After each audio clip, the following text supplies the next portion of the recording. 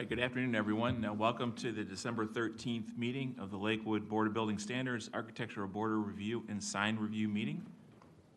Mr. Secretary, would you like to do the roll call? Mr. Donaldson? Ms. Haney? Here. Mr. Robar? Here. Mr. Monet? Here. Mr. Woodell? Here. We do expect Mr. Donaldson, so we'll note for the record when he arrives. All right, everyone has had a chance to look at the minutes from November 8th, 2018 meeting. Do we have any comments or additions? No. Deletions? All righty, I will make a motion to approve. Can I have a second? Second. All in favor? Aye. Aye. All right, minutes are approved. Mr. Secretary, opening remarks? Certainly. Welcome to the Board of Building Standards, Architectural Board of Review, and Sign Review Board. The purpose of the Architectural Board of Review is to protect the value, appearance, and use of property when buildings and homes are constructed or altered. In approving building plans, the Board will take into consideration the development of adjacent buildings and properties. The Board is composed of volunteer citizens serving without financial compensation. The Charter and ordinances of the City of Lakewood establish the power of this Board. The procedure for tonight, as every ABR, will call projects in the order as they're presented on the summary on your seats. The applicants will come up. We'll need you to sign in, state your name and your business address, take questions and comments from the board, from the city desk, and from the public. If you desire to come up and give public comment, we'd also ask that you sign in and give your name and address for the record. We record the meetings to take the minutes, so please stay close to the mic as well as you're able. With that, I think we're good to go. All right, thank you. All right.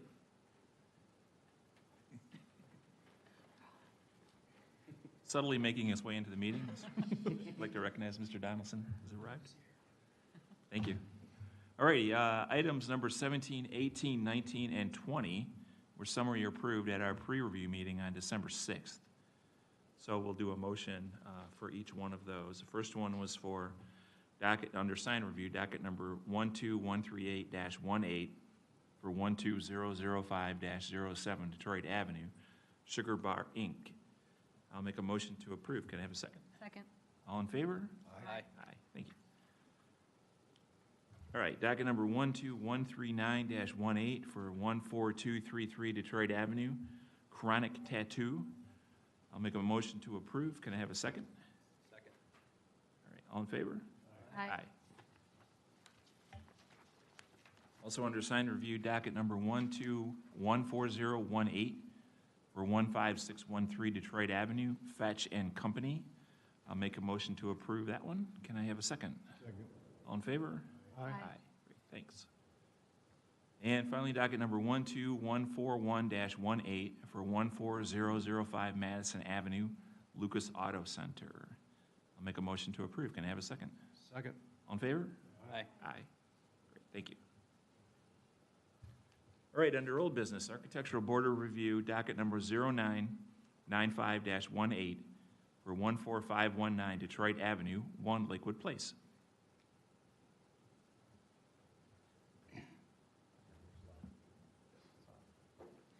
So, Mr. Chair, before I turn it over to George to welcome us into the next stages of the project, I wanted to quickly walk through the process steps and where we are at this point and where we're headed. So at Planning Commission last Thursday, December 6th, the 1 Lakewood Place project received its preliminary plan approval, which at that stage, once Planning Commission approves the preliminary approval, it formally allows the developer and ABR to review the project under the section of code 115605. 115605 is titled Design Principles. And Alex, I think it might be on the next slide. One more maybe. 115605 gets into all of the topics that ABR is typically reviewing on all projects that it reviews. Building and site materials, pedestrian access and circulation, landscaping and screening, streetscape improvements, lighting, fences, amenities, things that are typical of your purview. It's required that the preliminary vote happens at Planning Commission before we can take this step. So the Architectural Board of Review is not required to take a preliminary vote. In fact, your only requirement as a part of the PD is to take a final vote, and it'll be under the topics that you're seeing up on the screen here tonight. And so what the developer and the city are charged with moving forward related to One Lakewood Place is going to be addressing each one of these topics in the plan development zoning chapter. I expect that to take the next few months to work through. Practically, since we started this zoning process with One Lakewood Place in September, we wanted to bring ABR straight with Planning Commission in its review so that your feedback could be incorporated into the site planning changes, massing changes, that you're going to see some significant ones here tonight. So the request is to defer this item tonight, as it has been the last couple of months. I'm going to turn it over a minute to George and the team at RDL. We've spent the last couple of weeks with them making some substantial updates, considerably to the southern end of the property that I know you guys saw it, some of you saw it pre-meeting last week. And with that, I'll turn it over to George and his team to walk us through all the updates. Thank you. Thank you, Bryce. My name is George Papp with Carnegie Management and Development Corporation, and we're very excited to be here again before the board, and thank you for the opportunity. Just to pick up a little bit more on what Bryce was talking about, you know, this has been an evolution for us, obviously, and it will continue to do so as we gain more input from not only the community, but from the advisory boards here. At the pre-meeting, as Bryce indicated, there were some comments that we thought were very constructive and well taken. And in fact, I think we tried to embody them to some extent in the presentation that you're going to see here tonight. In addition to that, I think it's important to note how we have been listening to the community. The community has been saying and expressing a number of concerns, and to that end, where we are today, I think, is a function of that, and it has been a result of that. And so I want to thank everybody in that regard as well. It's not only been the residents, but it's been the various organizations such as Lakewood Alive, and of course the members of the various advisory boards of the city. So having said that, what I'd like to do is really turn this over to RDL, and probably I think Meg is, or Ron, or Greg. We have the whole team here, just so you understand, the entire RDL team, along with Benke, who has been our landscape architect in connection with the plaza. So without any further delay, I'll let them take the floor. And thank you again, and happy holidays to all of you. Thanks, George.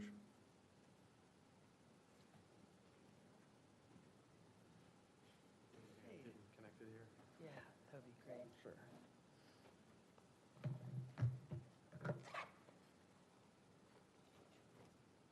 I didn't know if I needed that, or is there one in here already? What's that? USB. There's a Oh, okay. HDMI. Yeah. There you go.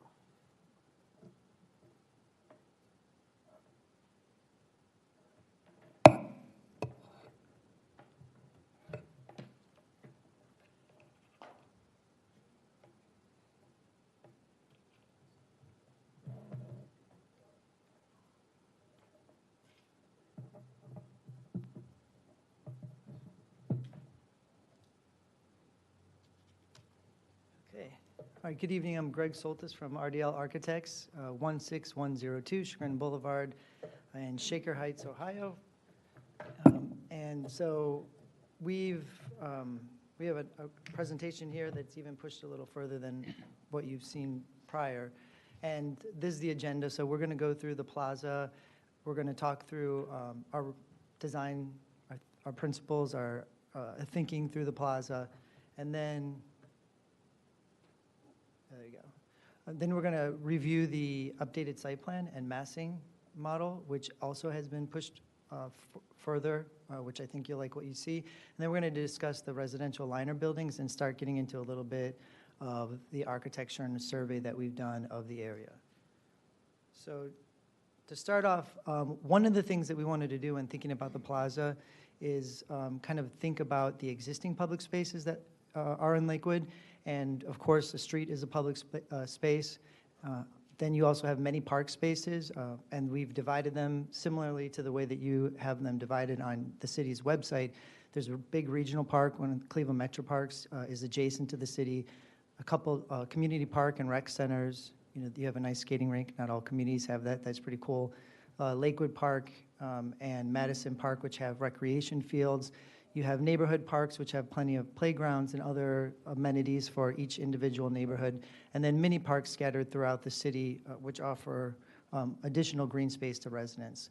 So within that context or that hierarchy of public spaces, we were thinking, all right, where does an urban plaza fit into that? An urban plaza is especially an important place for a place like Lakewood that is, you know, a very dense urban place.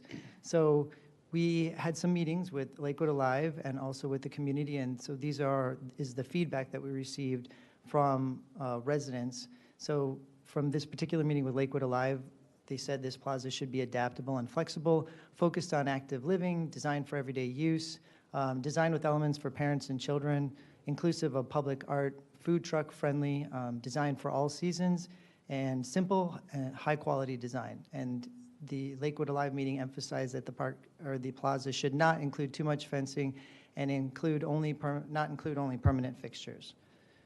The meeting that we had with neighbors that live adjacent to the site, what came out of that meeting is that this plaza should be community centered, designed for families, designed for kids to play, designed with smaller environments in the larger plaza, and also with green space, with the water feature, that it should be wheelchair accessible. And when we've been out to the site a couple times, I've seen people on wheelchairs, you know, rolling up and down Detroit Avenue, which really made that one hit home. People-centric to de-emphasize traffic and driving, and then a place worth traveling to and through. And there were a couple different park spaces within our plaza spaces within our metropolitan area that the city referred us to and that we studied. The first was Perk Park, which is an acre. It's at East 12th Street and Chester Avenue downtown. It was built in 1972. There was a building there that was demolished to put this building in, and it was updated in 2012. Its concept, this new concept, is a forest and meadow sort of concept, and you can see from the bottom right photo that this park is kind of divided into two spaces. And then we kind of looked at the features. I particularly like this space a lot, and it's highly used. People hang out in all the time. But there's shade trees, planted mounds, there's a wide open lawn, sculptural knolls. It has clear lines of sight, which are great and important for safety.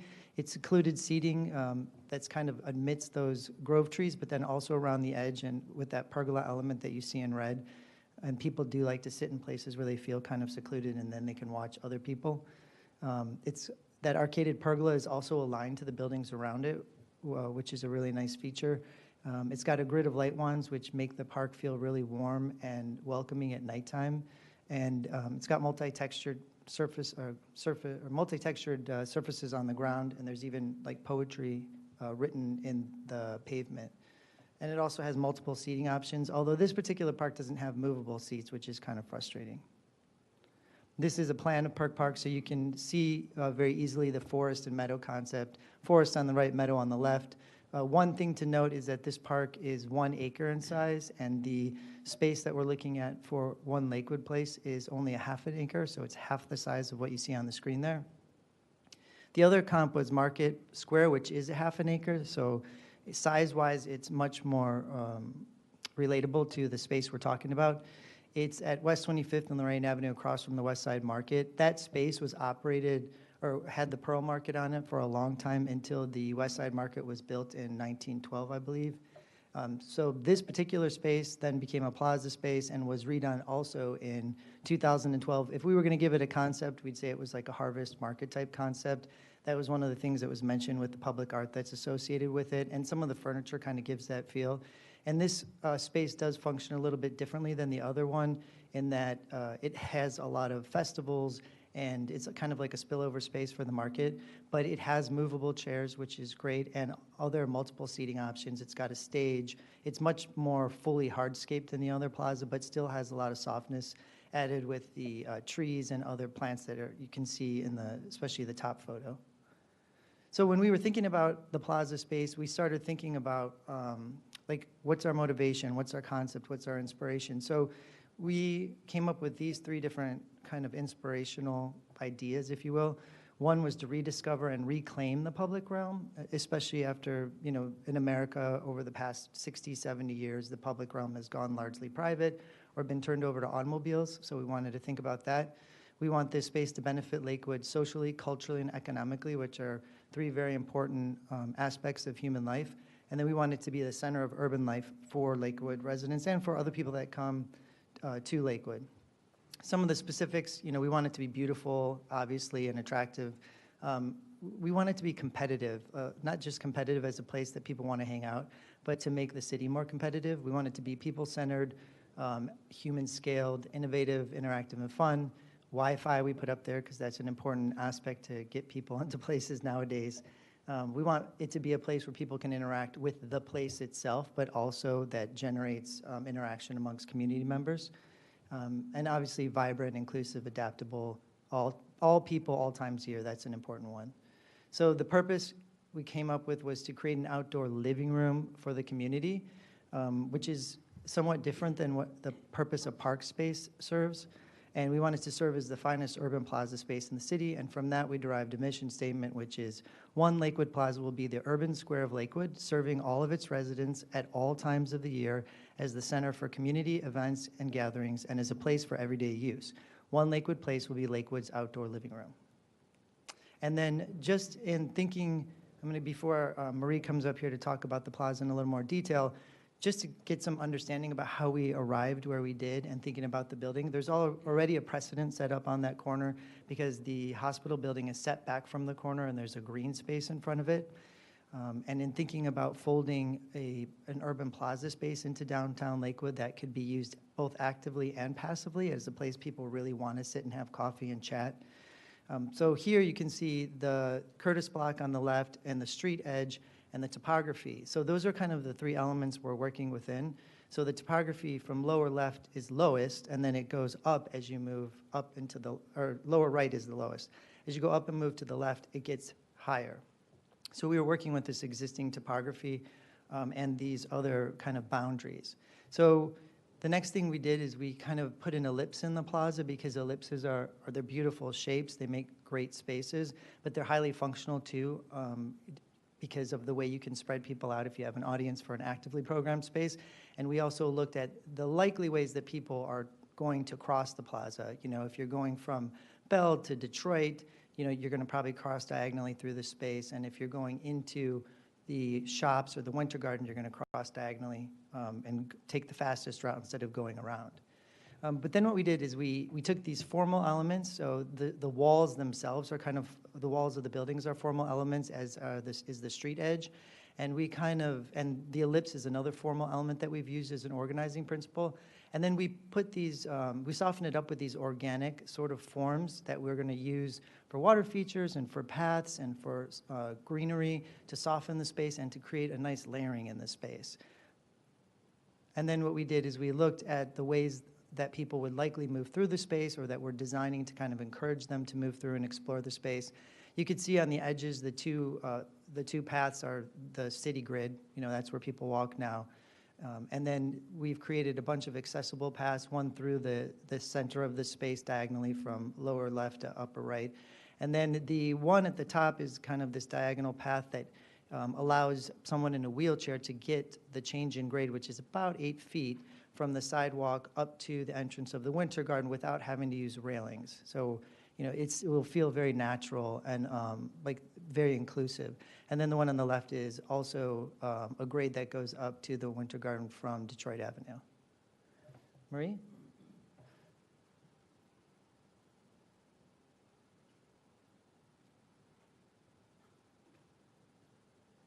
Hello, my name is Marie Dowling. I am with Banky Associates, 2658 Scranton Road, Cleveland, Ohio. Just want to start talking about the plaza space and, you know, start down Detroit Road is right here, and then Belle we have along this side. So the new Cleveland Clinic would be over here, just so everyone kind of knows where we are. So north is facing down on this. So we want to frame this corner as you're driving along Detroit or Belle.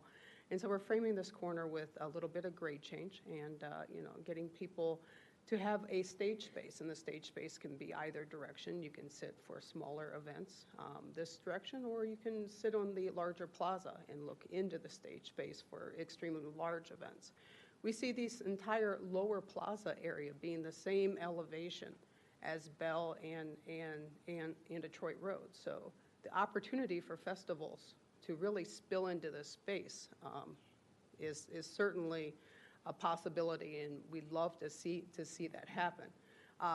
As Greg mentioned, we have these walls because of our change in grade, and we see these walls as being elevation changes, but also the opportunity for people to sit, to join with their family, bring food out to this plaza, bring coffee out, come out and sit on these walls. We also see the opportunity for interactive water wall along this side, possibly, with some kind of jet, some kind of lights that really activate this space along this edge. Kids will have something to do, playing with the water wall. In fact, I think about playing with the water wall. I think it'd be a lot of fun. We see sculpture being definitely a part of this plaza, interactive sculpture. We'll look at some of those opportunities here on the next slide. So as Greg mentioned, the accessible route from this direction comes up this direction. It has a curving form, which we love how it worked out because it really gives a nice shape to this edge. People are constantly changing views as they come around this edge. We see the restaurants that could possibly come along this north edge of this building being able to spill out one of these terraces and being able to overlook this plaza and being able to overlook this entire space. For folks coming up along this edge, they'll have direct access to the plaza or the restaurant on this side. There would be some jewel boxes for all season use as well along that edge. We also see the opportunity for folks to access this restaurant along this edge as well. The accessible route for the restaurant plazas would be directly for this one and along this edge for the center one. To keep going on this axis, the main axis from Belle and Detroit, we see a larger water feature with an opportunity for public art within that, and leading us to this winter garden entrance. We see the more formal entrance for the winter garden coming along this edge, and opportunities to enter the stores along that edge as well. Curtis Block, I see an entrance space and possibly a dining terrace along that edge as well. We do see a trellis along these edges just to frame this edge, to make people feel safe once they're within this plaza space. Want to go through some possible items which we feel could happen within this plaza. I don't want to say we're set on anything yet. We're still looking for your thoughts as well. But we're starting to move towards areas where we're directing folks to have a long linear pattern of places where we want folks to rest and stroll, maybe more of a pattern, organic feel. We see the walls as something that has shape to it, that's up and down. So in this case, you would have a couple steps beyond this, of this wall going up the hillside. Public art, and these are jewel boxes. Greg, which park was this? The one on the top left is Bryant Park in New York City. Bryant Park, okay. This was Bryant Park, and Greg was mentioned how they have a winter garden, and they come out here and have a winter market. And we see that certainly being a possibility here, where folks can get into these spaces at all times of year and activate the plaza. Interactive sculpture, these are things that unify folks that and possibly it changes throughout the seasons, and you have different artists. But I think it's pretty cool when kids start crawling on these things and just make it their own and are excited about it. We are looking at things that where people can possibly move and see that movement within a board. Just possible things that can happen within the space. Okay.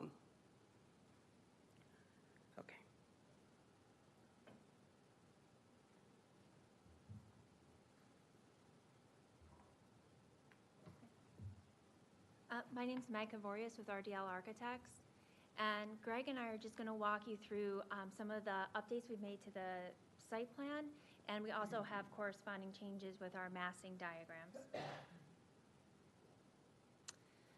So revisions to our site plan, a lot of them were really based on comments we received back from the community. Some of the biggest issues that we heard when we were talking with the community, they had an issue with the southern buffer not being large enough. There was a lot of concern over the apartment building height and mass. And then they were also concerned about the walk-ups, their setback from Marlowe or Belle. So what you're looking at right now on the upper left, that is the revised plan. The lower right shows what we were showing last month. Again, the uses are staying, pretty much the same. We have the retail on the northern edge with the winter garden, parking garage with the residential liner units in the center, and then more residential units on the south side of the site. So the southern buffer, you can see in the lower right-hand corner how we had the residential alleyway winding along that southern border. And there was a lot of concern about that because of the noise of the traffic going through that area. So what we did is we actually just took those townhomes and the alleyway and we flipped it. So now we moved the alleyway internal to the site, and those townhomes actually face the southern border. That also allowed us to pull back those units. So originally we had about a 5-foot setback from that southern border. Now we have a minimum of a 20-foot setback from that border. This also allowed us to create a really nice east-west pedestrian walkway. So now instead of just having the landscape border, we think we have what we can create into a really unique space for residents and of the project and of the whole community. Another concern was the apartment building height. Originally, you can see in the bottom right-hand corner, that orange T was a 9-story apartment building. What we've done is we've reduced the height to 7 stories right up against the parking garage, and then the building steps down to 3, 4, and 5 stories as you move south. So the southernmost portion of the apartment building is 3 stories. And even since we were here last week, we've gone through and we've refined the design of that apartment building. So we've been able, originally we had it single loaded and then it turned into a double loaded condition once we got above the garage.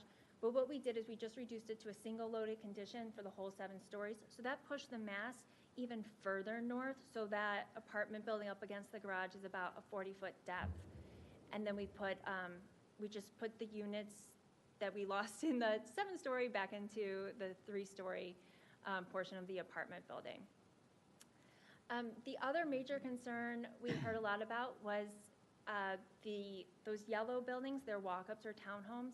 There was some concern in the original design. They are just going straight across and they don't really have any relief along Belle or Marlowe. So what we did is we broke the buildings up a little bit differently.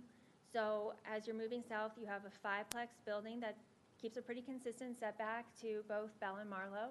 But then we introduced a triplex building, and that building, you can see each unit steps a little bit further back from either Belle or Marlowe into the site, and that allows us to just open up those sight lines and allows us to be more in the same line of setback as our residential neighbors to the south. This is just another drawing of the site plan, but it's shown at every level. And we just wanted to show this because, of course, as we all know, there's significant grade change on the site. So it's a little bit hard to say when, you know, the first floor of the garage is at this first floor of the retail, but the residential doesn't start until like the next level up. So this diagram is really just showing our changes in grade and how we're defining each level. And it just breaks down each level to show you what uses are at every elevation. And this is shown in about a 10-foot increment. One of the other things I want to point out on this is what's different is we're now introducing condos in the northern portion of the site. One of the things we realized when we talked to the residents, there wasn't as much concern with the height in the northern portion of the site. So we added another 4 floors over the office building. So you can see that's the bright orange. And that 12 to 16 units is what also allowed us to reduce the residential apartment building in the southern portion of the site. And the other thing I just want to note too is we're also able to reduce that from what you saw last month, because some preliminary market study findings have come back and said we can have a lot more 1-bedroom and studio apartments than we originally anticipated. So that's what also helped to reduce the scale of that apartment building. Another thing to note here is how our office building, the 4 floors of office, lay out a little bit differently than last month. Originally, we had a linear building running west to east, and we've changed that. So now the first floor of the office is almost the same footprint as the retail below it. There's a little bit more of a setback on Marlowe. And then as you go up to the second, third, and fourth floor of the office, instead of bringing that mass all the way to the edge of Marlowe, what we did is we returned the building, so it's framing the plaza a little bit more, and that allows us to have a greater setback as we away from Marlowe. We've updated these site plans also, very similar to what we looked at last time, but again, the southern border, we're increasing that setback to 20 feet. We are increasing some of the setbacks along Marlowe and Belle for the residential units that are to the very south. The other thing to note here, too, is that we have the east-west connection at the southern part of the site, but we introduced 2 more east-west connections for pedestrians through that southern part of the site. So it becomes a little bit more permeable and allows for a good flow of pedestrian traffic throughout the site. So that's the one great, so yeah, So there's one there, one there. one here, and then there's one along the apartment building. So we called out the setbacks, but this gets into it a little bit more where we gave you some exact setbacks. And right now, we're still giving a range, and that range are minimum and maximum setbacks. And the reason we're doing that is until we have all these residential units designed, all the building elevations done, like we just want to make sure we have a little bit of flexibility in that so we can design it without getting stuck into something that might not end up working. So, and you can even see too, our buildings aren't exactly parallel to that property line. So if you're looking at the liner unit setbacks, in one point along Marlowe, the steps or the low wall that would be next to the steps is 2 feet from the property line, but as we move south, it's like 3.5 feet. So on the right-hand side, we're trying to give some what we consider to be pretty good ranges of what we can expect to have in the end. We also want to be really, like in designing, the sidewalk is just as important to us as the building is and how they work together. And we don't want really tight feeling sidewalks. So, the building setback is also going to be determined by the sidewalk design. And we want people to feel really comfortable walking down the street, with a friend. And if they pass somebody where they don't have to kind of step off to the side, but you can pass somebody coming in the other direction, and just really make great sidewalks all the way around and through this site. And this, I think, also better illustrates how we're setting the garage back off of Marlowe. So you can see the first level again of the office.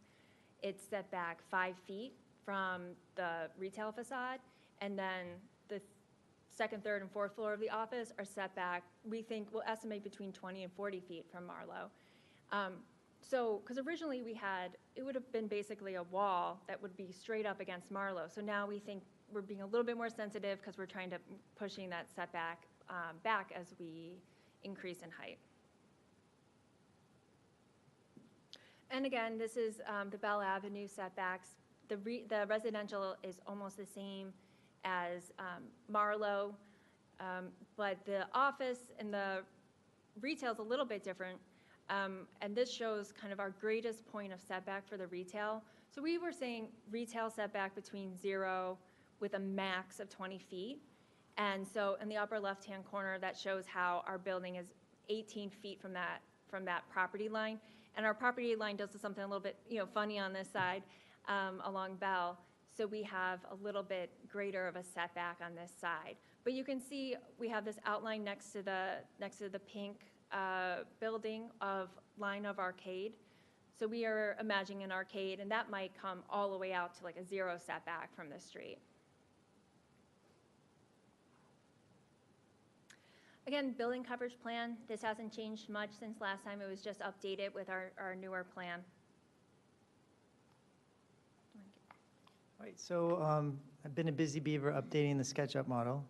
And so we were going to go through it like similar to what we did last time, kind of an aerial around the site, and then we'll get closer. But this is an aerial looking northeast. So some of the things that you can see that Meg was talking about on the lower portion of the image where the yellow units are, the step back of those units to kind of come in line with the houses on Belle Avenue. And the same thing happens on Marlowe. The other thing we're showing in the model, and this also has to deal with the setbacks of these buildings, is we showed 3 different options for those unit types. One that have porches on the front of them, which are the ones closest to us at the lowest level of the image. And then if you move up and to the left a little bit, you'll see there's stoops and kind of a recessed porch that's flush with the facade of the building. And then the last 2 units are actually similar to the liner units for the garage in that they have a unit that's half below grade. So you'd have like a recessed little courtyard for that unit below the sidewalk with a railing around it or something. The other things you can see here is the apartment building pushed up against the parking garage, but high enough to cover the parking garage from residents. And then as you get to the top of the building, we've articulated the top of the building with, for now, what we're thinking might be 2-story units on the top of the building. So you really only have to access them from the bottom unit. You go into your unit and you have this like double or this 2-story space, and those recesses would be terraces, and we alternate them from this side and the other side. And then what it does too is it breaks up that massing into 2 separate masses, almost like 2 mini towers with the circulation space in the center where the glass is shown. And I also just want to note here, another thing that's different than last week, we had this building setback maybe 6 or 8 feet off of the face of this building, but what we did is we pushed it further into the site. So the garage is entering on the northern side of that unit, but what that did, not only it helps us get in line with our southern neighbors, but it also, from this pedestrian walkway along the south, it's shielding your view of that drive that's looping around the residential units. And it also prevents headlights from cars being shined, into people's yards. So, and then it frames this walk that we've put through here. So this is really a paseo, and it'll have, retaining walls on one side, trees and other plant material. And then these units here have their front porches or stoops that actually face it. So it becomes like a little pedestrian lane that has residential units on it. This is the view looking northwest. Very many of the same sort of talking points from the last slide. You can see all the same things here. The other thing that's shown really well here is how we've terraced the building and stepped it back as you go up, which makes for really interesting geometries. It also allows to have really great terrace spaces that'll give views of downtown and the lake. And then we've stepped the office building back here above the retail and then stepped it way back here. So the massing is not as prominent over Marlowe as it was in the original concept. This is looking down into the plaza space. So you'll see some slides later where we've actually kind of started to build the plaza space so you can see the articulation and the changes in grade. One of the things that we did with the massing of the building that's really evident in this photo is these older commercial buildings that line the street, and also the historic, what's the name of this building? Curtis. Curtis. Block. I know the name, but you know. So the Curtis block, we step up, and then this height here really matches with the clinic building across the street, and then the tower kind of steps back. So we're connecting all the massing in this area around as you go around. This is looking east on Detroit. So again, you can see how the massing here starts to relate a lot to the clinic building here, and how this massing down here and the original retail kind of relates more to the older buildings on the street. And the other thing is, you know, these buildings are actually quite big buildings. So this building is really a lot smaller than any of the other towers that are around it when we look at the larger scale buildings on the street. And again, this is looking west, so you can see the retail wall and this step back here and this step back here, and then how the liner units cover the garage, and then the massing breaks down and it gets smaller as you get closer to the single-family units further south on the street. Oops, I went up. Yep, this is looking, you know, more closely at the plaza space. And it's going to be a really great space framed by all these buildings around it. You're going to feel a really great sense of enclosure. And it actually looks really cool to stand here and look up at Lakewood 1, or what is that one called? That's not the clinic. Yeah. It looks cool. Oh, wait, this is a good one too. You know, and I'm sorry, I forgot to mention, something else that's a little bit different from last week is we introduced garage parking. You can see a little drive-in here, but garage parking underneath this retail and the winter garden. And it yields about 50 spaces, and it's just one level below garage. But that allows us to have some more direct access from the parking up into maybe some of the office and into these residential units above. Yeah, then the residents don't have to park over here and walk over here and, you know, go some maze-like way to get up to their units. The other thing that you can see here is we've provided an additional way to access this retail or restaurant space that will be here. So there's just a slight, the street goes up this way. And so what we did is we kind of just gently went up this way and met the top of the terrace. So this will provide for additional seating around the corner, a lot of visibility facing west on this side of the street. So there won't be some sort of closed off wall here, but an open wall that actively engages with the street. And that also allowed us to get the access to the parking garage under here. This is looking north on Belle Avenue, so you can see again how the setback is in line with the houses. You know, a nice entrance here to this paseo, and then the buildings get, you know, progressively closer to the street. So it creates a really nice sort of dance, if you will, of geometries as you move up towards the street. And this is Marlowe Avenue looking north, so very similar condition happening. The houses on Marlowe are closer to the street than on Belle. They're about 36 feet from the street. On Belle, they're about 50 feet back. So it feels a little bit different on both streets. Yeah, did you I want to was say just about going to this? say too, we had the civil engineer did run their truck turning radius around this alleyway, and this will work for both trash pickup and for emergency vehicles. I can jump in on that real quick. Mr. Chair, we talked to our fire marshal about the preliminary site plan. They'll do a full analysis as a part of the final PD plan, but no concerns about circulating the site. Certainly on the southern edge, he appreciated the multiple areas to enter to be able to fight a potential fire that's on site.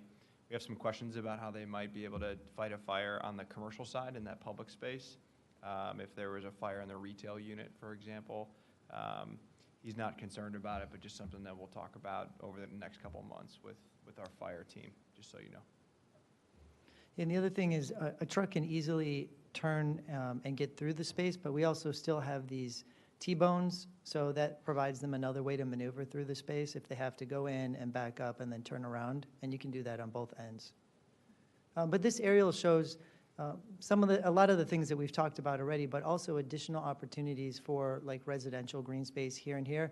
And you can see how on the first floor of the apartment building, we have, what will be either stoops or porches. So it's a very, single-family residential sort of way to meet the street all the way around the building. So it's going to be very, it's going to feel very, there's going to be a good continuity that moves through the site and speaks and relates to the houses in the neighborhood.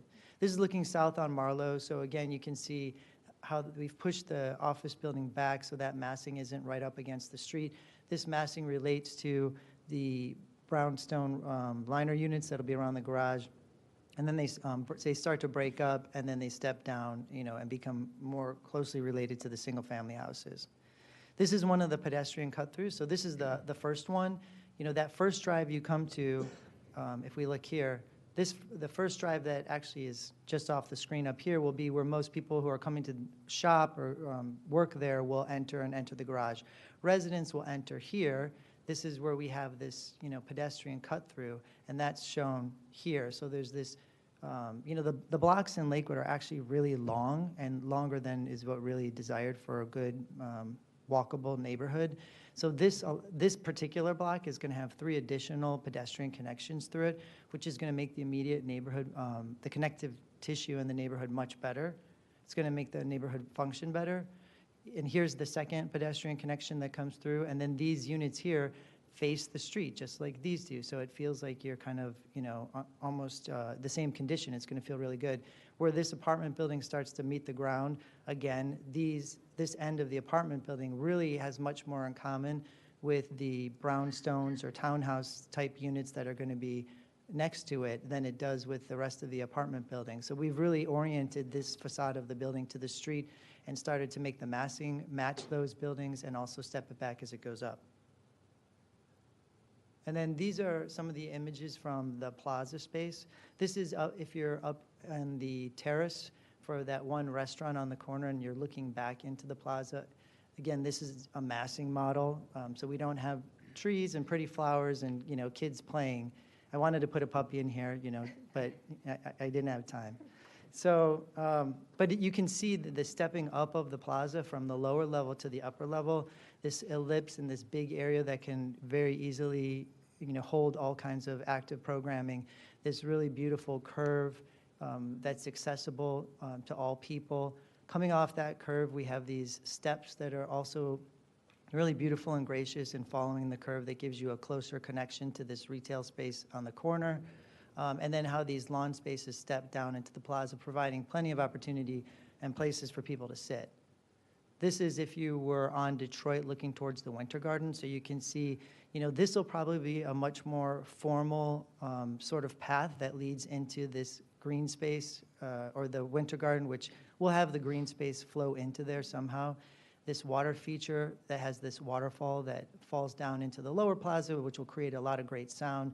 And again, seating walls, along the edges. This is if you're standing across the street looking into the plaza. So you can see how things step up in the background. And then on the corner, we have something that relates to these steps that go up in the background and ties, unifies the plaza and ties it together, but also provides, places for people to sit and watch pedestrians walk by. And like Marie mentioned earlier, there's a little stage on the other side of this. So if you had like a little small performance, you can sit there. And if you have a big performance, then you're facing the other direction and everybody's sitting, on this end of the plaza. And this is if you're by the entrance of the Winter Garden looking down. So you can see these steps. The lighting in here is kind of preventing seeing some of the details, but there are steps from the Winter Garden that come down along the water feature into the plaza. This ramp that, this is the curvilinear ramp that goes all the way to the bottom. The terrace space up here where we might have some sort of jewel box elements to extend the use of the plaza into the winter season. And then the stage in the distance on the corner with these, seating walls and green spaces that go up. And that's the cool building across the street. So the last portion of our presentation is about some of the residential liner buildings and some of the architecture. We did start to do an architectural survey of the area. And so we've been obviously dealing mostly with the site plan and massing. So this is just us starting to get into a little bit more of the actual design and just a glimpse of where we're moving in the direction we're moving in. So we're starting to just look at the floor plans for the liner units. And the liner units, again, as shown on the site plan, are just along each side of the garage to help shield the garage. Each one of these boxes represents 3 units. So when you're at the sidewalk level, you can go down half a level, and this is down half a level into a private patio, and then you can go in the door, and it's a 1-bedroom unit. If you're at the sidewalk level, you could also go up half a level. You come to a landing, and you can go inside and have another 1-bedroom unit, and this unit has a little Juliet balcony off the front. Or you can go in this door, go up the steps, and you come into a 2-story, 2-bedroom unit with a balcony that's off the front, which would be covering that private patio below. In the end, like, what we're trying to do is really have every unit connect to the street, connect to like the public realm by having these nice outdoor spaces. Yeah, you know, I'm going to go back real quick because I want you to see what Meg just talked about in the massing model. So that one's good, right? But you can see here, so, you know, you'd enter here, you'd go up to this unit. You know, this is a little recess, so you can go into this unit here. There's that Juliet balcony, or you can keep going straight and go up into the unit up here, which has this balcony here. Or you can come in here and you can go down below and enter the unit that's half a level below the street. And, you know, we haven't designed the architecture yet because, you know, we're looking forward to a lot of interaction with the city and with residents. But we just wanted to point out some general design features that we want to incorporate into the project. And what we've done is, like, here we're showing historic brownstones, you know, you could find anywhere in Philadelphia or New York. But some of the things we like about this is how the building facade undulates, and so there's depth created as the building pops out and goes back in, pops out and goes back in, how it's got these entry features that directly address the street with the stairs that come down. But you'll notice that by being set up above and pushed back a little bit from the sidewalk, that actually makes these living spaces much more usable, and people will feel better about being in their front rooms and leaving the drapes open. You'll always notice if a building gets too close to the street or it's too close to ground level, people always keep the blinds and the drapes shut, and we don't want that to happen. We want there to be this communication with the street. So it allows for that. And then we also like the variation in color and materiality as you go down the street. So this is like a historic architectural example. We also looked at some transitional architecture that basically achieves the same things I just talked about, you know, having this unit up above from the street, the unit half below, you know, a nice, perfect distance from the sidewalk up to the living unit, you know, a very open facade that has a nice conversation with the street. And then these are more contemporary or modern type examples. So the architecture can go in any direction, but really when you boil it down, it's those basic design elements and how you treat those details in any architectural style that will make for a successful building. And so we took pictures of your house. So, you know, we've been to the site a number of times, but what we started to do is really look at the architecture around the site, start to organize it. This here is Marlowe Avenue, you know, starting from Detroit on the top left and basically going all the way down the street and then wrapping back up. But some of the things that we wanted to mention that we noticed when you look at the immediate area, when it comes to the mixed use or commercial buildings, there's really 3 kind of massing types: the smaller buildings, the medium, and then the larger, taller buildings.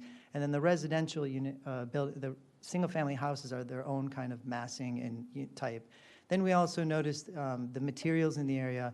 You know, the residential buildings are mostly wood structures, but there's also glass and steel in the mid-century buildings and more contemporary structures, and then a lot of brick in the early, you know, late 19th, early 20th century buildings.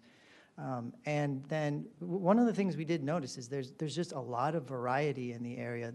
It's not like going to Hudson, you know, where everything looks the same. There's a lot of variety here, and we think that the massing model shows that we've started to really speak to all those different massing types. And then, of course, the next steps will be start to relate to the existing architectural styles, which also are very many. I mean, there's like colonial revival styles, mid-century modern.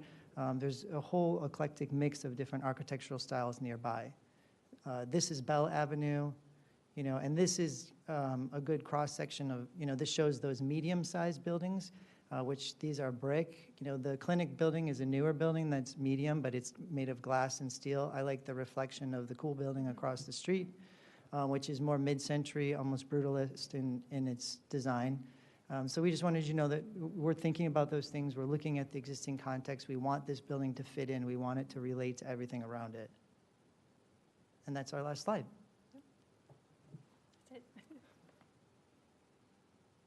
Well, where should we start? Lots to chew on there. Thank you for the presentation and all the different parts. Maybe we just shoot back to the beginning and start with the plaza and the public space. Sure. You're mad that I didn't put the puppy in, right? Plenty of time. You want to start here or go all the way? Plaza design. I think just a general plan of it. We don't have to go The back to plaza the design. precedent stuff yet, but Okay.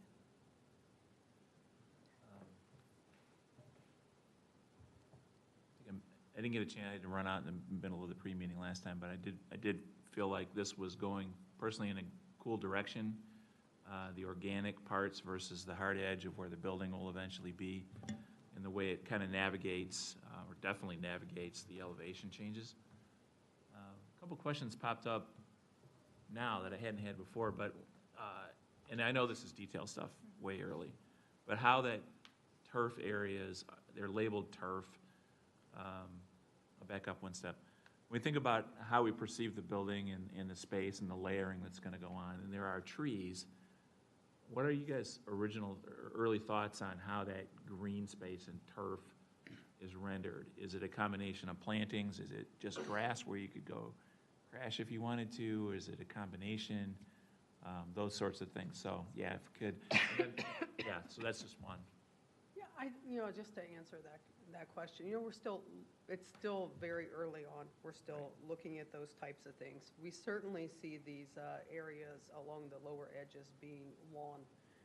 The ability for people to sit on the edge or to sit on the grass, to be able to look into those areas. We also see the need, though, to frame some of those spaces, with some plantings and different things around the edges, but trying to be as sensitive as we can to keep this site as open as possible, because we do want people on the stage. We want concerts to happen. We want everything possible to occur within this, and so we don't want to limit anyone's use by overplanting it.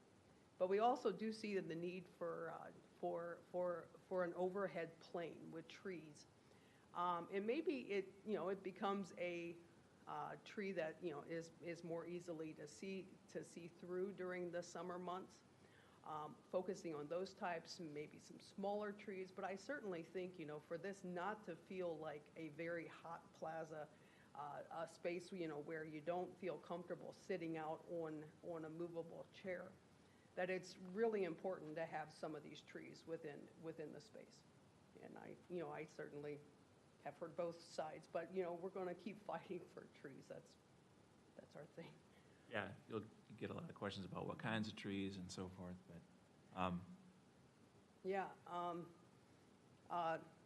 honey locusts do extremely well, just because of the smaller leaves. Columnar trees, we certainly would look at, certainly trying to keep as narrow as possible, so folks don't look at these as something you aren't seeing through. And plus, we have 6 months of the year where leaves aren't on trees, so just to try to keep the summer months as nice as possible. yeah, at least 6 months, so. Unfortunately. Just planting seeds as it were going forward, that it doesn't turn into sort of a botanical garden of different plant species and things where you really can't hang. No, I know, trust me, I love plants too.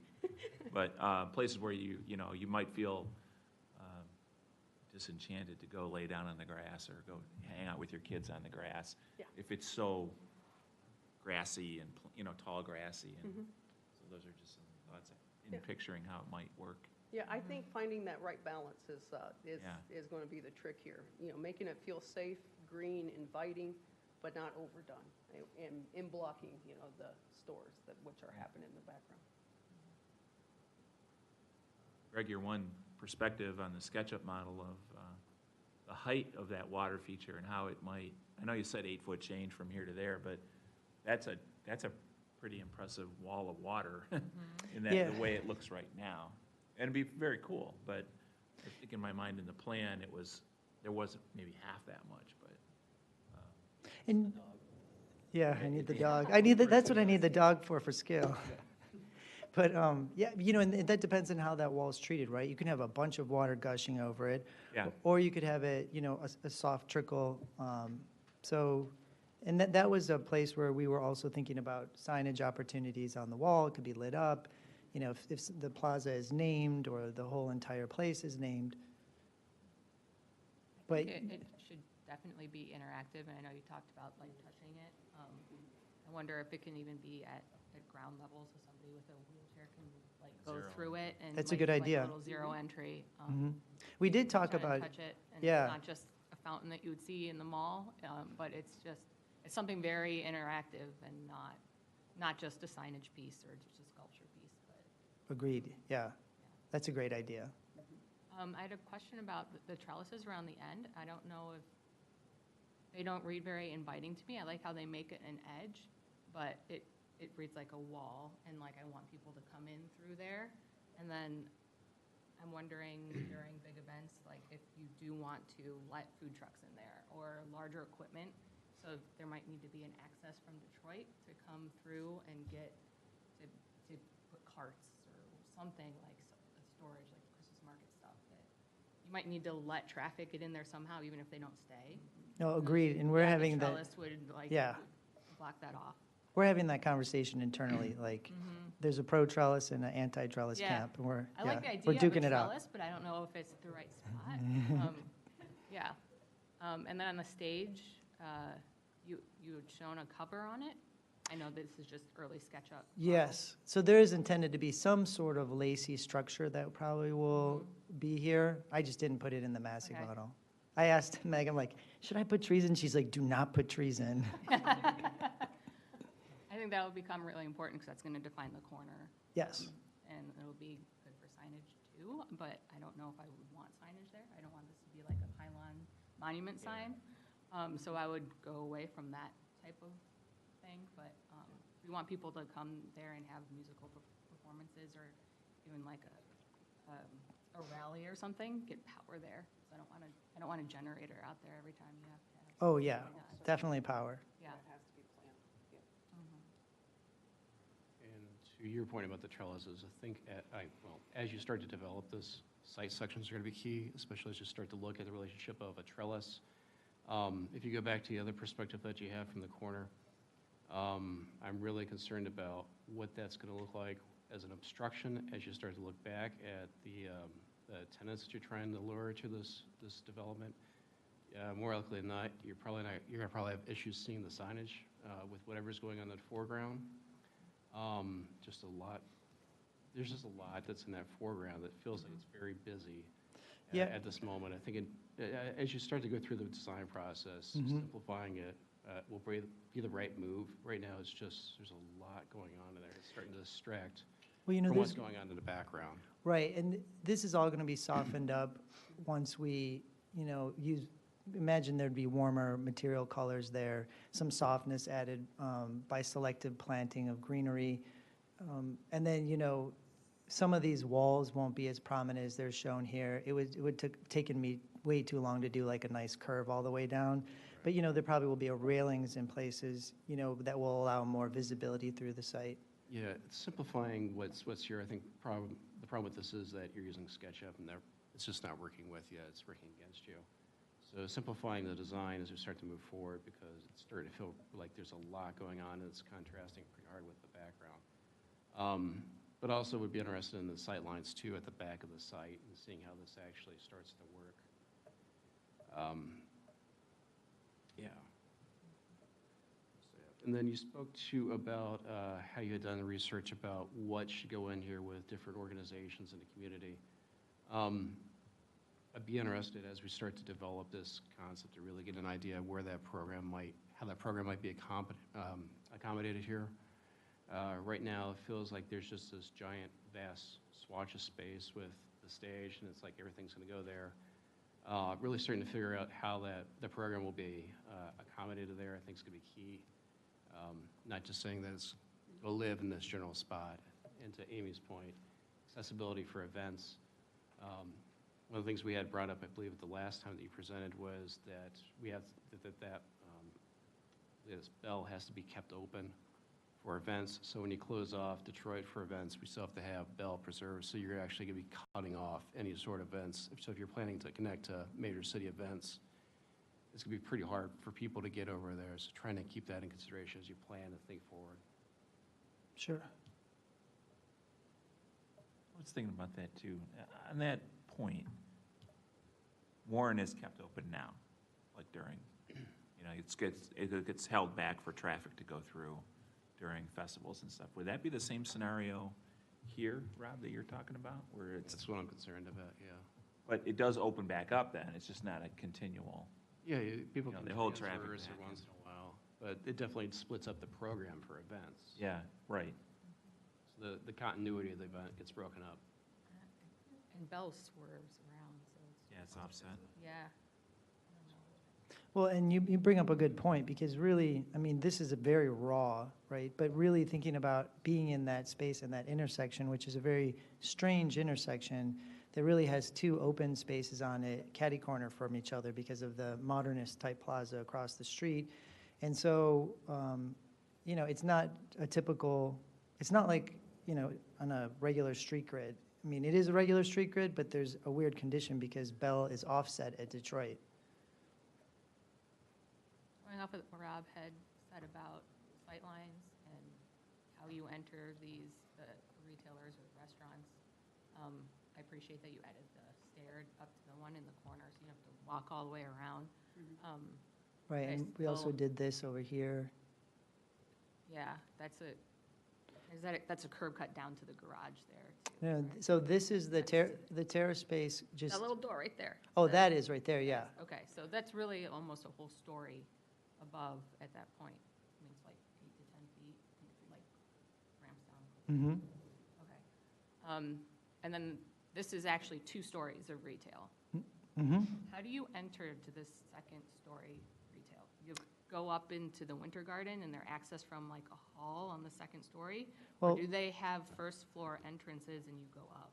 No, so that's what, we haven't designed everything out yet inside, but you see the escalator and there'll be elevators in there, and people can get up to the second story space from inside the Winter Garden. Yeah. And most people are there's gonna be plenty of people that arrive at the site by foot because there's, a dense population that lives around here, but many people are gonna enter from the garage.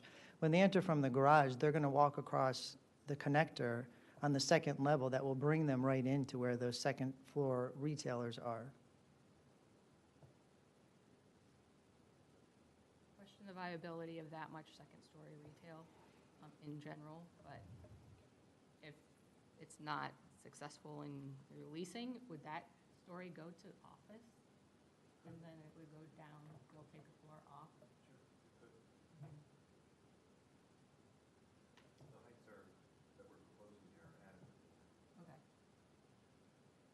Currently, some of the marketing that we're pursuing, by the way, does take up a good portion of the second floor.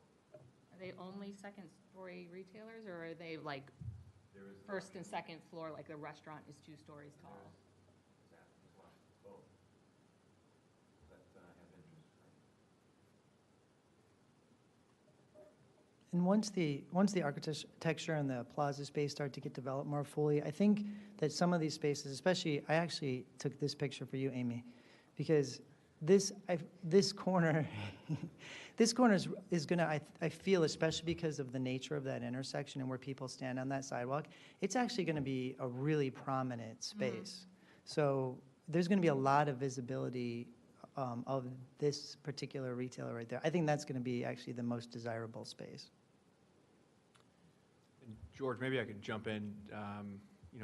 One of the users you are talking to would be in the fitness center category, and that they're classifying that as retail on the drawings right now. So they're one of the users that is potentially interested in that second floor space. So just to give you a little perspective on if the service of that customer is a little bit different than a restaurant, for example.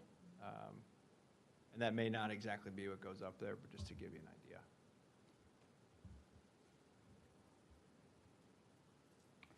another thing, kind of looking forward back to, programming of the plaza and things. I think, the rendering, we always start thinking kind of nice weather, and you're laying out on the grass. I think it'd be interesting to see kind of the thoughts of, okay, well, here's the summer months, here's the fall months, here's an event, here's winter, kind of the different levels and the different interactions you're seeing in the plaza. I think that'd be nice to see it kind of solve some of those problems as you're going through. Yeah, for sure. We talked in the pre-meeting a little bit about designing specifically for children, too. It's all reading really formal right now. I know you're just trying to figure out where spaces are, but intentionally designing things for kids to interact with, I think is going to be really important. Not really just sculpture, but knowing that when you make a bench next to some grass, that they're going to use that as a balance beam. So don't make it just hard on both sides, and intentionally designing something that they can jump from, like a stepping stone to another stepping stone. Yeah, I think the curves in the space really kind of provide that sort of Yeah. feel, and even like a little potential, like, lawn space that kind of gently comes down right there, so.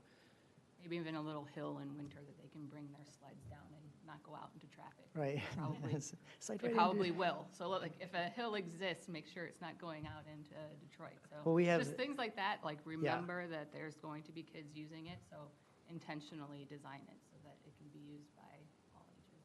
Mhm.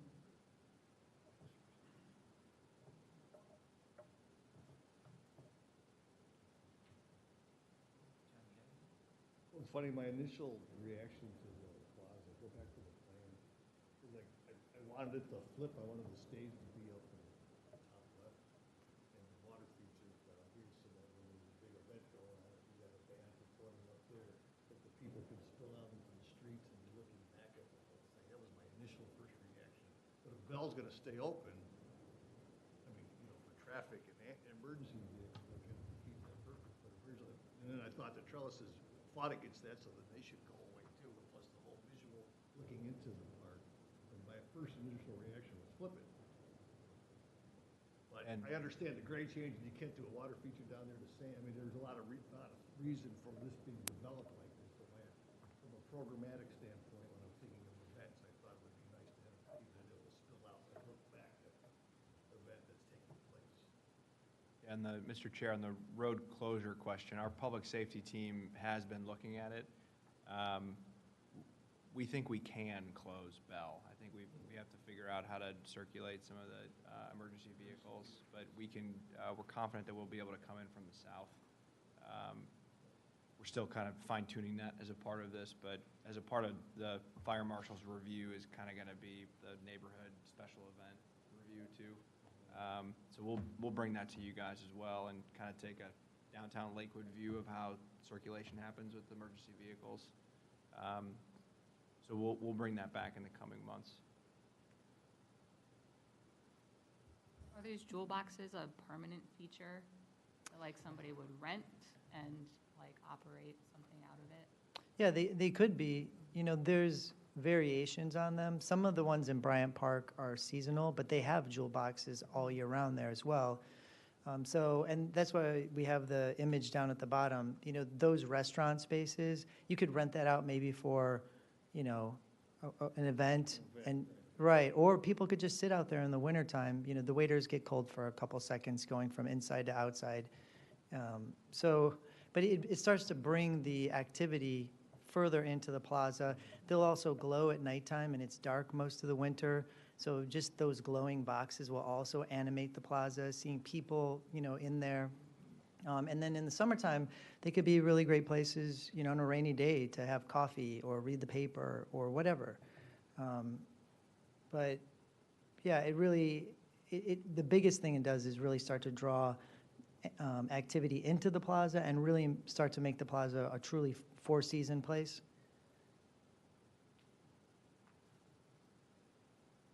Have you been to Bryant Park? Yeah. I love Bryant Park. It's awesome they have, the library comes out and like they have books out there so your kids can go and read books while you're sitting there. Yeah, they have the best programming, both active and passive.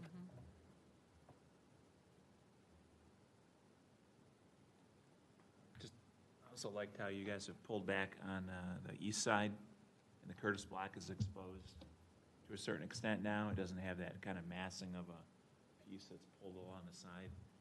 So that, I don't know where you, I don't think anyone knew where you were going with that arm that was sticking out there and showing up on Detroit, but now to see it pulled back a little bit, and it starts to make even more sense now that you've got a, you know, a horizontal plane that runs, or a slightly sloped plane rather, but it gets you from the street up there directly, so. Yeah, that little piece.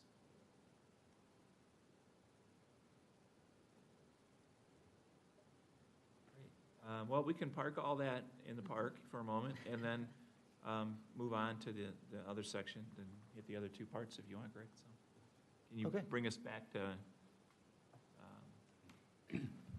You want me to go back or forward? forward to the liner? Do you guys end up with liners? Yeah, we had those at the end. Yeah, so let's go to the south end then.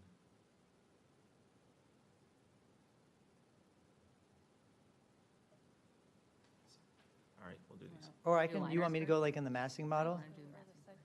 Let's do the massing, yeah, and I just wanted to start out by saying that, having been at the public meeting that was here, neighbor meeting that everybody was here at, I personally, if I was one of the neighbors that lived in this area, I would be pretty happy with the amount of changes you guys made to those comments. There were a lot of really great comments, and rather than being a developer that's kind of sticking to the guns of the original design, I mean, there's been a lot of morphing going on here to get to this point that we don't always see after neighbor comments come in. So I just wanted to say thank you for that. But in any case, the way the building's set back on the south, very south end, the pedestrian walkway, getting rid of the scale and the,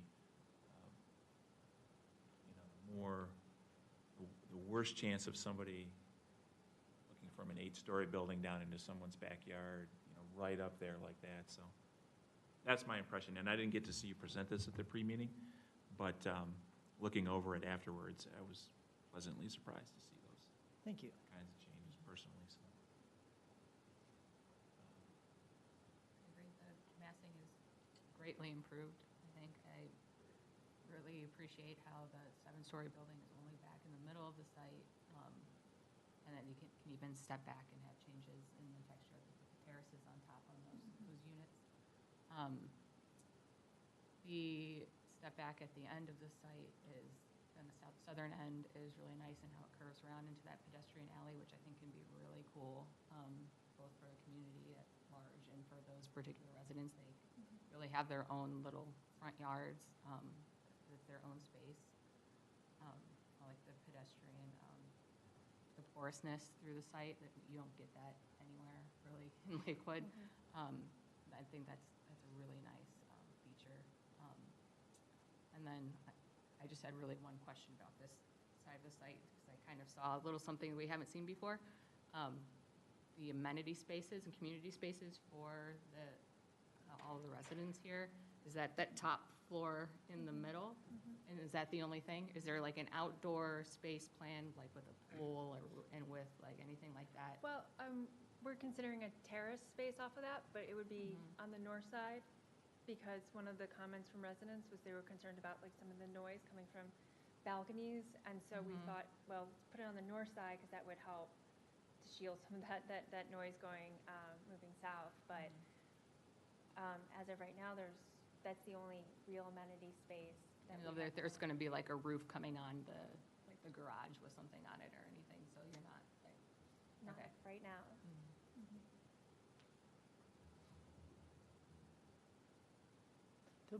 There'll be, little spaces within the building for, basic amenities, but really the site itself is, and Lakewood's an amenity, right? I could just walk out my door and the city's my, living room. And so we're trying to design something that really enhances and like really takes that up to the next level. In fact, when we went looking, the last time we went to, survey the buildings, it was like 29 degrees, windy, and and it was Sunday, and there were still tons of people on the sidewalk, like walking around, walking their dogs, people in wheelchairs, like, some of you guys had mentioned, moving around, and it was still busy.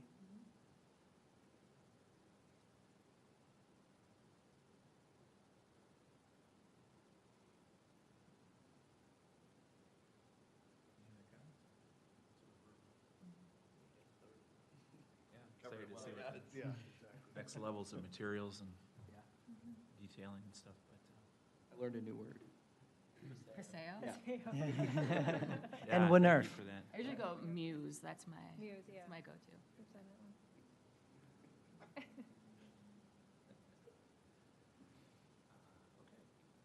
And then the liner buildings, I think the way that you're weaving them together, the liner units, those are really, that's really interesting.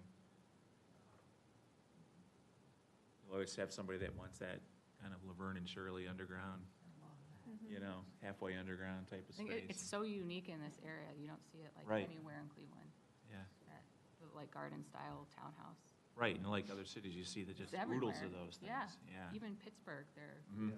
all over the place. Mhm. Okay. Any other comments on any of the three things at this point? We can always go back to it. All right, well, I'd like to open it up for public comment and questions. Thanks, guys, very much. Thank you.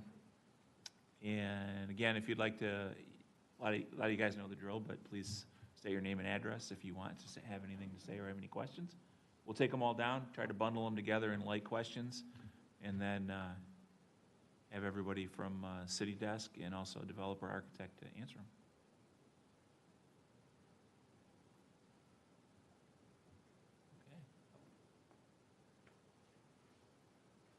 Okay.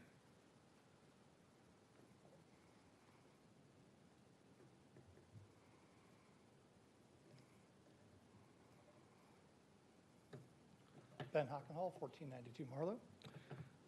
It's clear to me, I said this at the meeting last week, that a lot of attention and effort has been paid to addressing the feedback from the community. I do appreciate that very much. I just wanted to say that again for this group. I appreciate that the plans are continuing to develop, and I was greatly encouraged by what I saw last week, and I'm somewhat less encouraged by what I've seen this week. Specifically, the apartment building on the southernmost portion. Last week, the plans reflected something that was a maximum of 4 stories tall, and now it's 5 stories tall with a 7-story piece.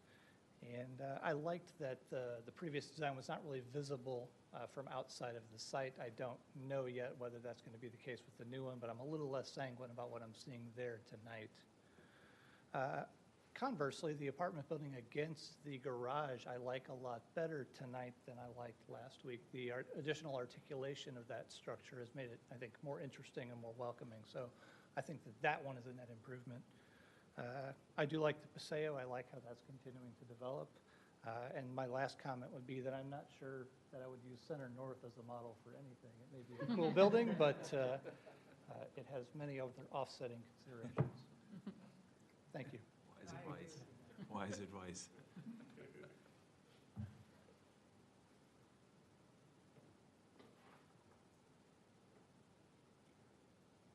All right, well, would you guys like to speak to the height scenario and what the reasons are behind where it is right now?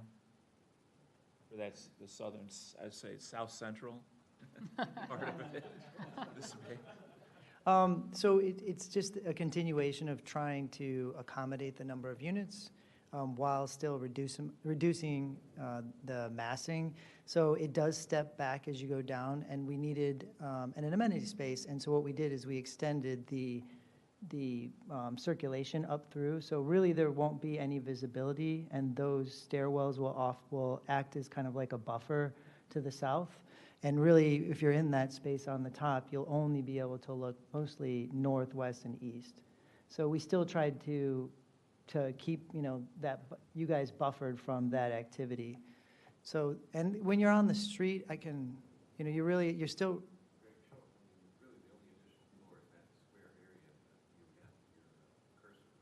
Yeah, I'm gonna go up to. Right. There's a better shot.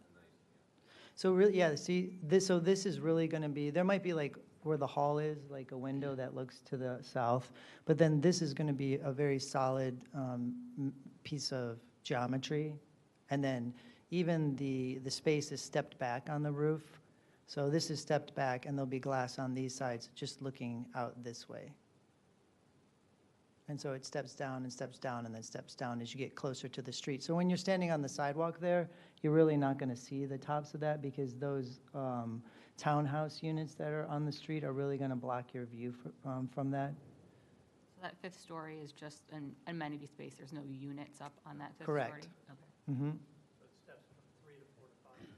Yeah, and when you get to that fifth level where the amenity space is, that's pushed back from the edge.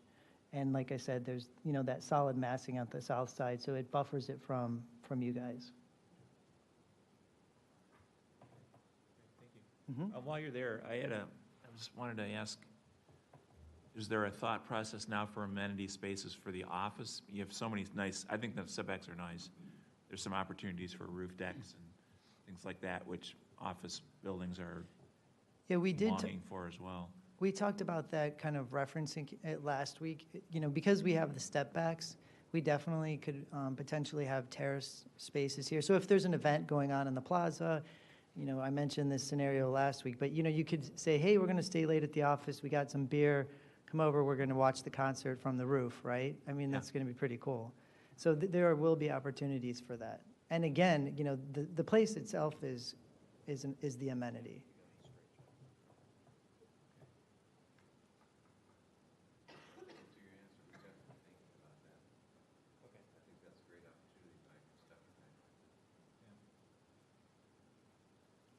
So if you're already spending that money, we're not spending your money by suggesting it. I wouldn't say it if George didn't say it first. Yeah, he did say it first. Okay. Anyone from your side of things? Mr. Secretary? Yeah, all right, I can start, Mr. Chairman, if you Mr. don't City mind. Architect? Yeah, so, kudos to the design team for putting together a lot of, really great stuff, really great imagery, responding to a lot of the concerns we've heard at neighbor meetings, and at these meetings in past months. I guess I just, maybe to back up and just talk about like the architecture itself and some, bigger concepts with this is that, when I look at the site plan, and Greg, actually, do you mind being my clicker there for a minute? You got it. You just go to the site plan. Thanks. Mhm. It's a great layout, and I think it kind of really kind of captures in the lower right, kind of shows where this started from, a while ago. So this has been a great evolution we can see with these two images side by side. What came to my mind in that when I'm looking at the public space versus what I'm looking, in the back third of the site or the southern third of the site, is about like how different they are just in terms of a symmetry versus an asymmetry and just the flow between the two. So I guess I'm curious about kind of making those things kind of more continuous somehow, like finding those elements that are continuous for the entire development. This is a very difficult site, as we've already discussed, about its transition from the retail, commercial side along Detroit Avenue, into the neighborhood itself. But, I think there are some opportunities for those kind of continuities to happen.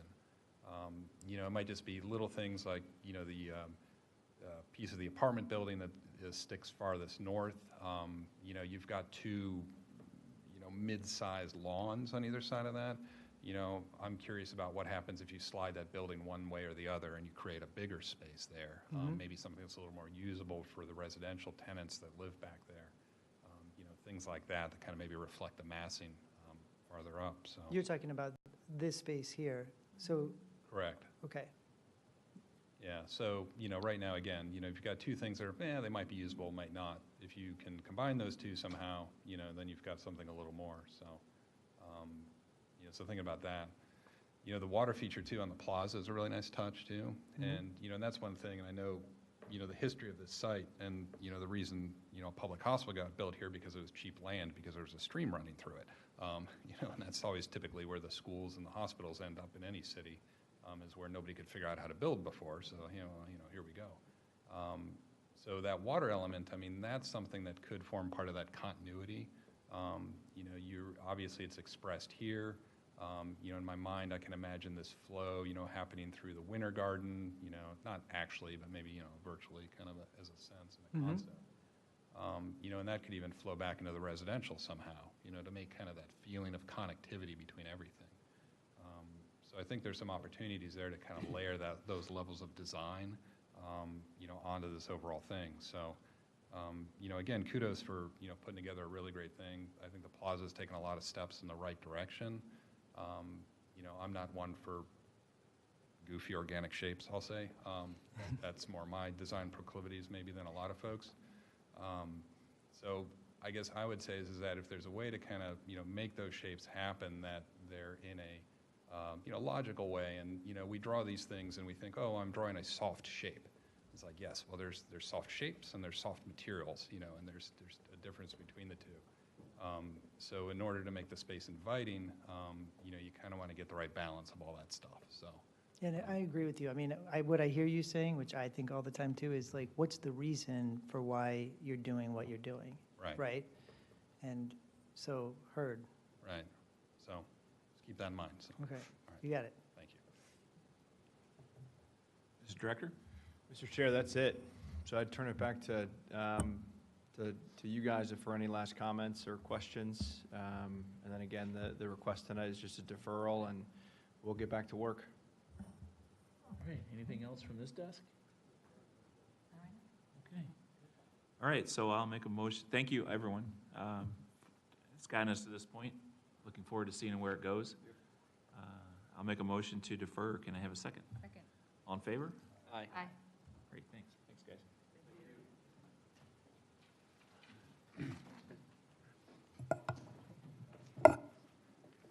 All righty. Items number 5, 6, and 7 are called together. They are the same project under Board of Building Standards first. Docket number 09-107-18-B for 14115 Detroit Avenue, Raising Cane's Chicken Fingers. And 6 and 7, right, yeah. Under Architectural Board of Review, docket number 09-107-18-A, also for Raising Cane's. And under Sign Review, docket number 09-107-18-S, ironically, also for Raising Cane's. So.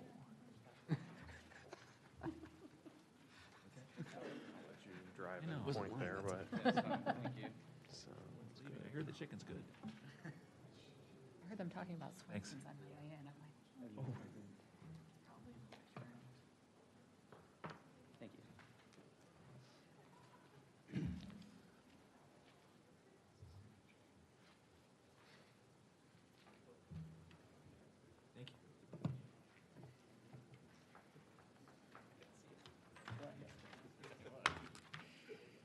Thanks, sir.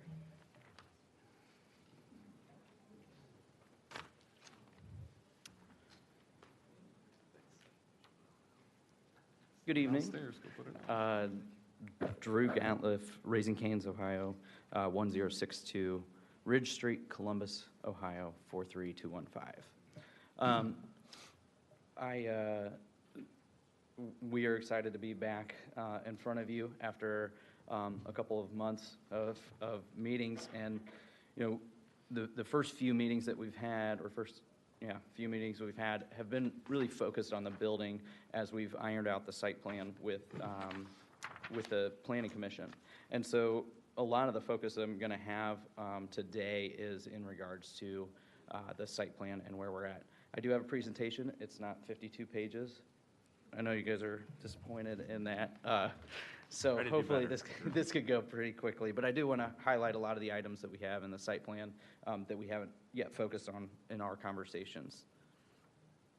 So the existing site, former Bob Evans, 67 parking spaces, 79% impervious surface area, 13 trees on site, with 1 really along Detroit, and then 5 along Park Haven Row. The remainder of the site, or the trees, are along the western facade, or western property line in that landscaped area. There are parking spaces within 10 feet of Detroit Avenue and pedestrian access to Hickson's, shown by the E marker there. So our proposed site plan, we have 43 parking spaces, which is a 35% reduction from what's existing. We're maintaining the perimeter parking spaces, whereas the interior parking spaces, we're removing a lot of those, obviously replacing that with a drive-through along southern part of our building and then the drive-through on the eastern portion, but replacing the drive or the parking spaces that would be on the western side of our building with pervious pavers. And so that's helps us also reduce the impervious surface area. So we have 66%, which is, from a square footage standpoint, it's more than 5,000 square feet of additional pervious surface from the existing that is there. We shifted the parking spaces back, so we actually removed a couple along Detroit to provide more green space, more landscaping there, and push that so the parking is a little more hidden. We have additional landscaping, which I'll get to on the next slide. The patio seating along Detroit is shown there in front of our building. We are limited on how much patio outdoor dining seats we have, and so we're showing 18 for that for reference. We have the pedestrian connectivity from all parking areas, which is shown by the striped striping on the pavement. That was a big concern that we had, that, you know, from a safety standpoint. We have a public bench along Detroit, 4 additional bike racks in the northwest or northeast corner of our property. We are also showing additional bike racks on the western portion of or western side of our building. That is more, you know, for our patrons. We would anticipate them using that, whereas the item located or the item identified by G is really more for a public use there. And then we also, as I mentioned before, the pervious paving at the parking stalls, and then we have an electric car charging station, which will be part of the public infrastructure for the for 2 of the spaces at the 2 of the street parking spaces in front of our building. And then we are also maintaining that pedestrian access to Hickson's, and we do have a parking agreement with them to allow them to. They had a handshake agreement with Bob Evans, so we got a little more formalized with that, with a written agreement that we are going to provide them with additional parking spaces. So the next slide is the proposed landscaping plan. So the landscaping, increased landscaping areas along Detroit to shield the parking a little bit more. We also have a large bioswale interior to our drive-through area. And then we have 25 trees on site, an increase of 12 from what, it doesn't, yeah, an increase of 12. So there are 4 along Detroit, including the one that is existing. There are 8 along Park Haven, and then 7 additional trees along the south property line, and that is actually new from last week. So that's what's reflected on these hard copies that you got today versus what was submitted previously to the city.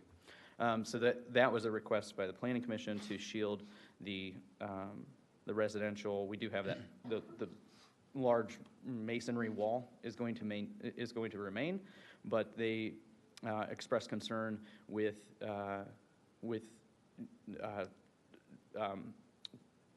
headlights in the evening, and so we're adding additional trees there for a buffer as they mature and become more of a canopy over top of that. And so there's 8 to 10 feet of landscaped area behind that wall to our property line, and that's where those trees are going. And then we've also increased significantly the landscaping along Park Haven Row between our drive-through and Park Haven. And then we've increased our landscaping and brought it more in that the area between our drive-through and our southern drive lane, so that as people are turning into that, it shields the headlights with shrubbery for the neighbor adjacent across the street. And then just to touch base on the elevations that we discussed last time. There weren't any changes from what you guys have seen previously with this. Just wanted to run through everything with you. So it's all masonry on the building. The only EIFS, on the main portion of the building, the only EIFS is the roof screening for the RTUs. We have the smaller windows to meet the architectural style of Lakewood. We have the masonry infill windows, in quotes, to keep that repetitive feel along. You can see it there in the bottom image, and then a bit more along the opposite side there. And so those are obviously infill, where we either have restroom, kitchen space, something where a window just doesn't make functional sense from the interior.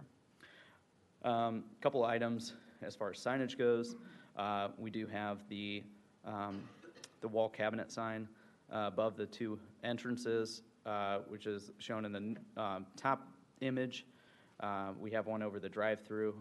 The mural there is hand-painted over top of the brick there, and that's the additional sign there. Just and then illuminated on those signs? Is it the whole cabinet, or like just a part of it, or is it backlit? it's internally illuminated, so it's the entire sign. All the colors. Yes. And obviously, that's only during open hours. We don't have that going 24 hours a day or anything like that. So those would be turned off along with all the building lights as well. And then the last slide is the monument sign. We have the masonry base, which will match the building with the limestone or cast stone sill on top, and then the steel piers, and that really ties into our patio design. As you can see on the front side of our building, that's a channel beam that outlines that whole thing. I know it's hard to read at the scale, and then we have the wide flange columns as well, which give it that bit more industrial look. So that is the end. Go back to the site plan. That's it. I know, sorry. This time? Well, it looks like you and Planning Commission have all been doing a pretty good job on all of that. We get to be the beneficiaries of going, yeah, it looks great, I think, Yeah. for me anyway. But yeah, I think there was ever a place for a drive-through in Lakewood, and it actually benefiting a site, this seems to be it, because it's just normally a big windswept chunk of pavement, like all night long, when there's no one there. And except for maybe people doing a park and ride overnight or something. So this then will, even when it's closed, it takes all that out of play, I think, which is really nice. The whole drive-through thing there with the screening and the planting and the bioswale. Yeah. It is pavement even too. I mean, it just softens up the site so much more than it is. Right, yeah, definitely. Is it one way off of Detroit and then out onto Park Haven? I haven't looked close enough to. No, it's actually. So it's two-way through the site? It is two-way, and a lot of that is we have the perpendicular 90-degree parking. Yeah. And so, as we actually would prefer everybody exit and enter off of Detroit to eliminate Are you going to additional sign traffic. that, or is it? Well, it's going to still be two ways, but if you park in the rear, it's difficult to make people turn around and go the opposite direction. And again, ideally, we have everybody enter and exit off of Detroit versus enter and exit off of Park Haven Do Road. you try to push employees to the back of the site so that those are filled? Yes. And people aren't going to be parking there? Yes, that happens with any location that we have. We always try to keep the prime spots for our customers as opposed to our employees. So our employees would always be the ones that park at the rear of the lot. And then one of the other things that we've done there to help curb pun intended, is to curb the right-hand turns, southbound traffic onto Parkhaven Row, is actually worked with the exit from our drive-through, and worked with the curb work to you kind of force those You're gonna have left-hand to turns. curb if you try to go. Yes, exactly. It's not going to prevent everybody from, Yeah. from turning right, but it'll prevent most people who don't feel like hopping curbs. And then we are also going to have, we're also going to have signage there that says, that it is left-hand turn only. And then there is an existing no outlet sign at the end of the stamped concrete, which basically aligns with the southern boundary line of our property. There is an existing sign that says no outlet. So we hope with all of that signage that discourages people from turning right. Obviously, we don't want anybody turning right down there. So unless they live there, that's fine. But there's just no turnaround at the other end. So we're discouraging traffic there as much as we can.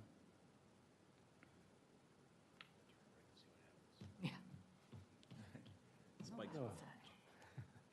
Any other questions on site planning? Landscape plan looks really good. Yeah, huh? I agree. Assuming there's spigots on the building, so they'll take care of short-term irrigation as they get planted. So, I mean, Yeah. I'm only asking that question because Yeah. the site plan's And we good. actually fully irrigate our landscaped Yeah, areas. once, okay. But we do have hose bibs around the building as well. And then we also have, one of the comments that was made last week during our brief meeting was 3-inch caliper. And so the new landscape plan does call out everything as 3-inch caliper or minimum height with coniferous trees down on the southern property line. Those are called out as 8 feet. Also like you definitely increase the bike racks kind of for the 5-minute conversation. as well. Right, Last week yes. is- And I appreciate that because I mean, like you said, we either do it now or we're going to do it 2 weeks after we open. So we appreciate that feedback and we're happy to do that. And again, the main, we have people who bike to our location, but, we really want to focus that those on the northeast corner up there are public, adding to the public infrastructure, adding to the existing bike racks, which are along Parkhaven Row there, that would be north of our drive-through lane there. Have we seen a cut for the bike racks yet? Was there a style picked out for that? We haven't picked out a style. Likely, we would match what's existing. I think they're like the inverted U shape, Just the if U I'm not and the U. mistaken. Okay, so that's what we would likely do. If we can get a shape of a dog, we'll do that. If it's okay. Yeah. So likely, typically, what we'll do is an inverted U. That's a pretty good standard that everybody's okay with. But so that's likely what we'll do. But we would just match what's existing there, likely. It's pretty cool, the electric charging station, and that's out on Detroit for a reason? How did that all play out with Planning Commission? Yeah, Drew, I can help answer Yeah. that. We, as a part of the parking plan that's submitted to the Planning Commission, Raising Cane's has the opportunity, because they're over the maximum in the code, one of the options in the code section is to do streetscape improvements. And so the city is focused on resiliency and sustainability. In fact, we're working on a resiliency plan right now. One of the topics that's come up is that we lack adequate infrastructure for electric vehicles, period. A lot of our private properties are able to plug into garages and things like that, but there's really no public infrastructure for electric vehicles. Certainly a very small percentage of people driving cars around here are driving electric cars, but every sign is telling us that it's going to increase over time. So we've been able to work with Raising Cane's to partner with them to put one right in front of the restaurant. So for us, it was important that it was publicly accessible too. So people that were going to Raising Cane's or Hickson's could plug in there. And it'll be one of the first public charging stations in the city. So So for these guys, we think that's an okay advertisement. Great, thanks for the explanation, that's great. Great news. All right, anything else on site? We move to the signage?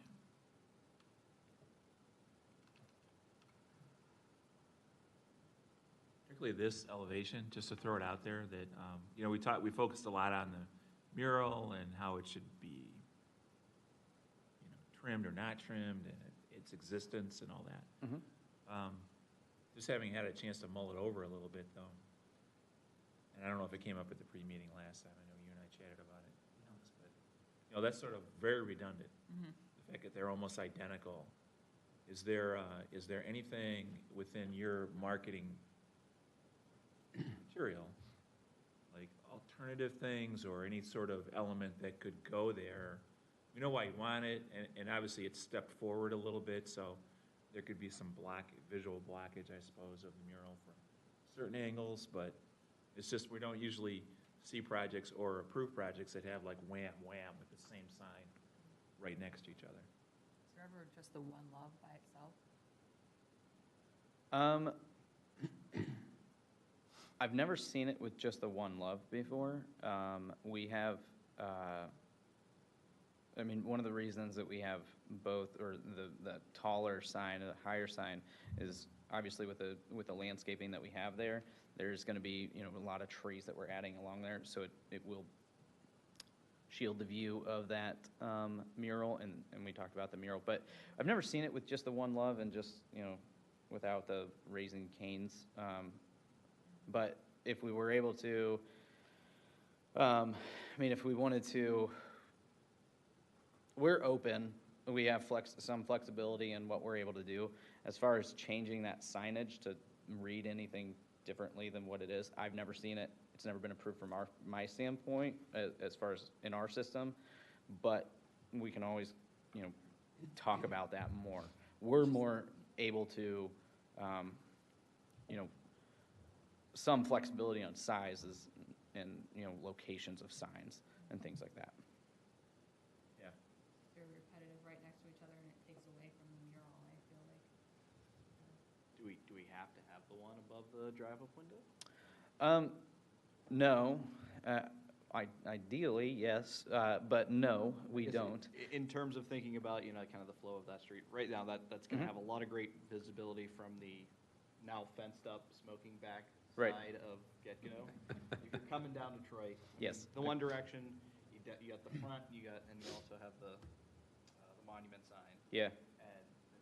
And coming from the east, Agree. you're more likely going to see the one that's on the front here and the one and the monument sign. Yeah. More than this guy. Yeah, no, I think that, you know, if there is an opportunity to lose a sign, and one that makes the most sense from a site plan and everything, because we do have the sign along the, on the front of the building, which is going to be visible, and, you know, and then having that, we obviously know there's not a lot of traffic that's going to be coming northbound on Parkhaven Row. Right. And so that would be the ideal sign if we were to get rid of one, to get rid of, would be that internally illuminated one above the pickup window. You're going to get more bang for your buck with the mural. Yeah, I mean, the mural, and I know I mentioned this previously, it has a lot more cultural significance to us than the sign is a sign, and we want it because of visibility. But the mural has a lot more cultural significance for us. So bang for our buck on that one, as well as because of the cultural significance, that one's more important to us. And Mr. Chairman, if I may throw out too, it's like, I mean, I don't know, is there an opportunity to put the one cabinet on the front tower? I mean, you've got the two, you know, on 90-degree faces, you know, with the one on the front and then that one on the side, or? I thought about got that the as well, but monument you're sign, gonna too. pick up Yeah, that front one. Sure. Yeah, you're going to see Monument it, sign, and the double monument side. sign's Yeah. right there, too. Yeah, I mean, I know, I I feel appreciate. like the Y, then when they put up those two white Ys there, they're both right there. The second one made you ask why. Exactly. Yeah. Don't understand. No, I think that's, again, and I appreciate that sentiment.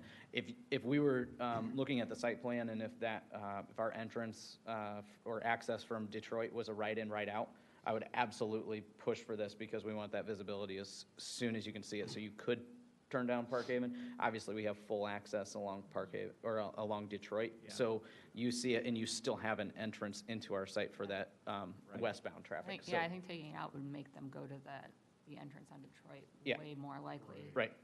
Yep. And then, yeah, this feels like the exit only instead of, Right. you Yes. see that sign and you want to turn down Park Haven. Mm-hmm. Yeah, so we would be amenable to removing that sign as part of a condition if we were to vote, which we're seeking tonight. Right, A thank vote. you. Okay. And then the ephes, I hadn't thought about it, you mentioned that the only ephes is on the screen wall. Did you think about doing that in metal, or is it just less expensive, or you So, want to just get rid of ephes altogether in Yeah. this particular spot? so the ephes, it kind of blends in with our brick. We feel if it was a metal, whether it's black or whether it's that gray, that it kind of draws attention to it a little bit more than, we feel like it goes away with it being, the same color as, it blends quite a bit with the, what I'll call the field brick. We have the accent brick and then we have the field brick, and it does blend. I know it doesn't quite do it in Right, I know. here, but that's the reason for it. We don't want to draw, typically we try not to draw attention too much to it. So that's why we keep it kind of a muted material. Yeah, I understand all that, I just, Yeah. and it's so low. Normally, Yeah. these things are so tall that you do want to try Right. to minimize them. And we do have it's drawn, I believe correctly, as far as the height goes. Obviously, the idea is we want to screen the rooftop units. And so we do have a decent parapet there. So that's what helps keep it as low as it is, Right. is the size of the parapet. Just make sure from the the- ephes stays good looking for a very long time, that's. Yeah, there's nobody up there, and all of the units are interior to that. Right. And so there's no, There's no exposure to getting hit. yeah, from when people are doing repairs or maintenance, it's always interior to that screen wall, so, Just thinking of weather. yeah. But okay, I mean, it's your building.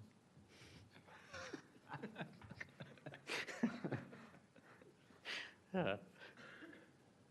right. I've never gotten to say that in 5 years of doing this. It's your building, do what you want. Does anyone else have any other comments on the architecture of it at this point? I think we've gone through it all. Although, I guess there was, Make sure. sorry, no, I got, I'm gonna change the whole, no, there was the railing around Yes. like kind of the patio. Yes. I think that was a kind of a galvanized industrial kind of piping. Mm-hmm. Wasn't sure if something that ties in more with the metal. Yeah. Like the black Make it metal, black, yeah. rather. And we can do that. We have flexibility there. It'll still, and we do have a lot of landscaping there, so that's, it's not like it's a railing that has, a lot of verticals. Yeah, there's some picket bushes style. around it. Yeah, there's flexibility, and we can definitely do that. But yeah, tying it in with that, I think, kind of made Absolutely. Yeah, no, I appreciate that. That makes a lot of sense. Drew, are the awnings canvas awnings? Probably covered this at a previous meeting.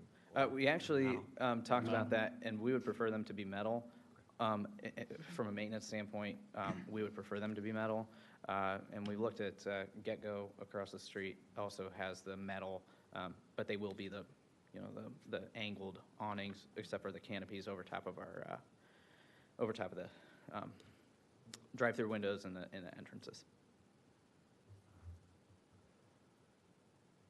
If, going back to the signage, if that piece was removed, would that take Board of Building Standards overage out of the question? It would not, okay. The signage package as proposed is like, I have it in the main file, it's, I believe, 360% of what's allowed. Which, I don't think we're gonna get this one below a variance, to be honest with you. The whole mural counted as the sign. Yeah, the mural is counted as signage. And so, we were just chatting over here, I think an acceptable sort of level of signage on this building from a city perspective would be the mural, the wall sign on the front, and the monument. The sort of repetitive wall signs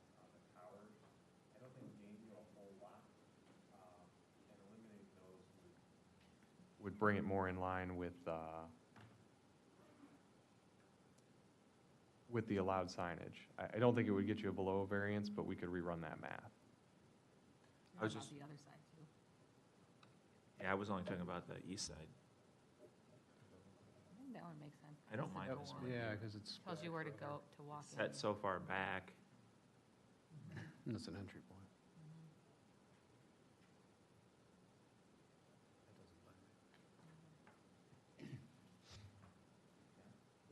This one doesn't bother me. Yeah. Because it is so far back. Right. My only question about that was if we did just remove the one on the east, if that just eliminated that item from needing to be voted on. That's all. No. Okay. Drew, could you go to the monument sign? So is that a lit cabinet, the whole thickness of it? It is, yeah. So the whole white box around No, Kane's? no, just it would just be the shape It's of, shaped like that. of the Shape of oval. the logo. Oh, Yes. so it's not, okay, Yeah, I got it. and then in between, so those are two steel wide flange post columns, and then there's a metal tube in between that those cabinets are mounted to. And then there's a shroud that goes, and so it looks like it continues. The profile or the thickness of the sign, you don't know what that is, or? do you- It's roughly, it's between 4 and 6 inches as far as depth of it. That's one wall, and then One side of it, there's two of those. right? correct. And then there's like a Whole thing is a foot. 4 to 6 inch tube in between. And then the wide flanges are typically, I believe, 8 inches, so that tube is fully, So that's an interesting thing, because the geometry of that, then you're gonna see two, like the apostrophe is gonna be on the other side on this view, from looking one way or the other. yeah, it lines up How a do you lot guys with do the, that? with the C, how the C is above. Yeah, It lines up significantly with that. the same It's not thing an with the chicken fingers part and the C below? Correct. Yeah, it's not exact, but it's very close. Okay. And they won't be touching, they'll be like 8, how many inches between? Like 6 inches? Yeah, 6 inches or 4, whatever the depth of the tube, so the tube has, that's what it's connected to. Horizontal. Yeah, Over Yeah. an angle and so the of it. posts being like the 8-inch posts do hide that connection from it there. Well, I think kind of how this is shaped, it's a pretty big box. Does it need to be supported from the post on the side? Is there any way it could just be the logo supported from the bottom? Yeah. I like that, and I like It the arrow ties in. underneath it. It could be, Yeah. but yet then it goes away, and then we don't have that tie-in of that black steel industrial look, which ties back to the canopy. It'd be as big as your gas station. Yeah.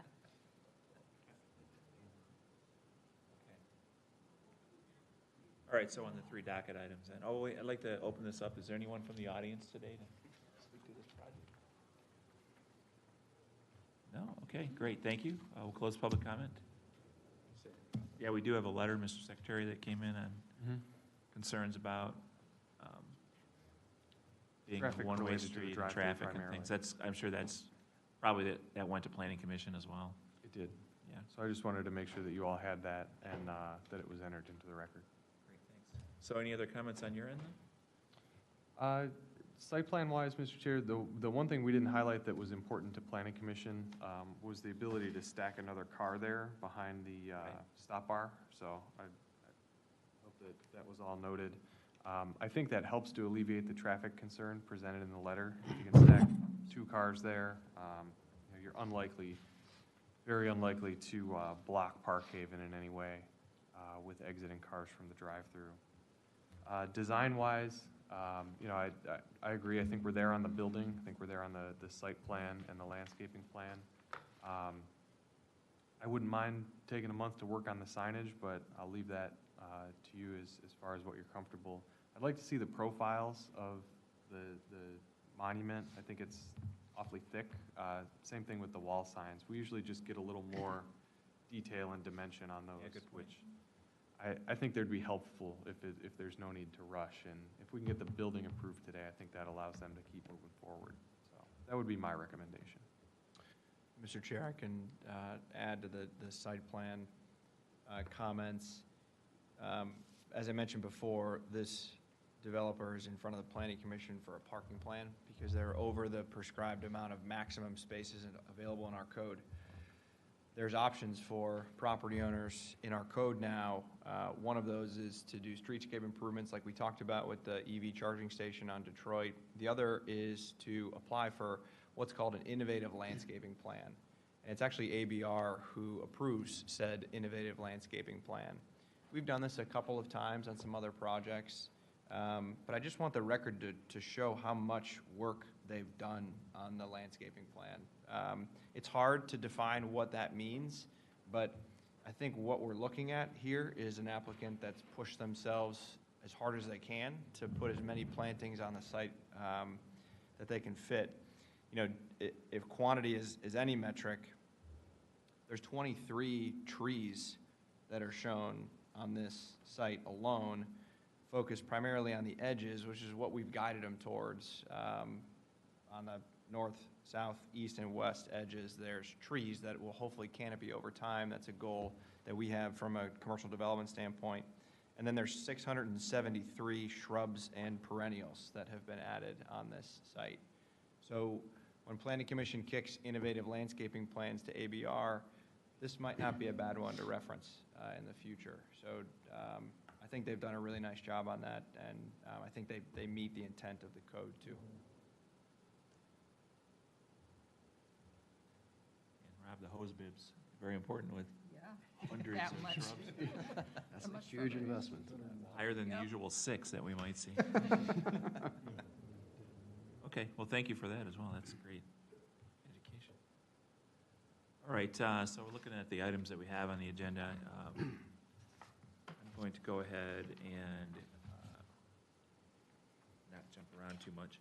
So item number 5 under Board of Building Standards for signage overages. It sounds like we're comfortable approving something that's over, but do we need to let that one sit? I think it has Until to the be tied signage to is the approved. sign approval, whichever way you go. Okay, That would all make, right. that would make sense. I'll from park our- that one for a moment. And then under Architectural Board of Review, number 6, the only item that I had written down, Dave, was the black railing at the front, that the railings could be black. So were there any other items that, everyone's good with that? Yep. Okay. I didn't have any other items on that, so anything on your end? Great. So that's for docket number 09107-18-A for Raising Cane's. I'll make a motion to approve with the only exception that the railings out front are painted black. So can I have a second? Second.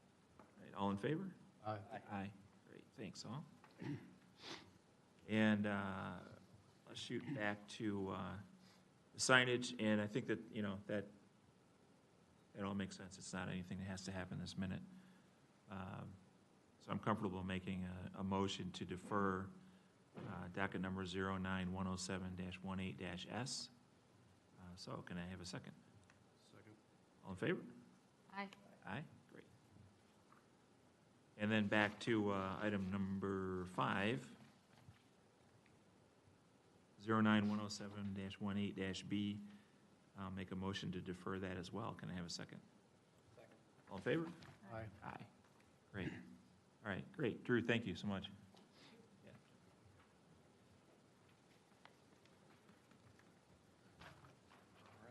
Just want to make sure I get my USB. Thank you. Here we go. Request for modifications to Architectural Board of Review, docket number 05-52-18 for 16900 and 16906 Detroit Avenue and 1386/1376 Edwards Avenue, Lakewood Beer Garden and Food Truck Park.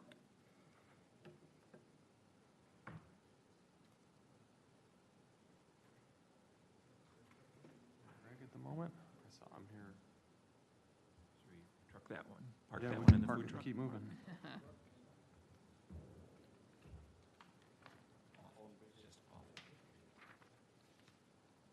All right, we'll hold that one for a little while. Docket number 10-112-18 for 1503 Mars Avenue. Hi again. How you doing? Good. Michael Majeski, 1503 Mars Avenue.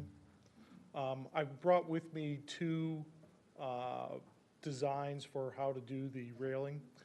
That is one of them, where you can see it on the right, it's sort of like it's a different variations in the opening to form a pattern. The other one that I was proposing is more like a teardrop with a little diamond, then another teardrop in doing it like that. So one of those two ways is what I'd like to do for the railing. Do you have a preference? I know the other way is going to be easier. Right. Because it's going to be a lot less cutting. When I saw that, I was like, boy, that would really be easy to do that. And it looks nice. I came across it and said, boy, I really like the way that I looks. think that goes with your house. That's more. gonna go with that. Yeah, house. yeah, Right, yeah. that'll match it.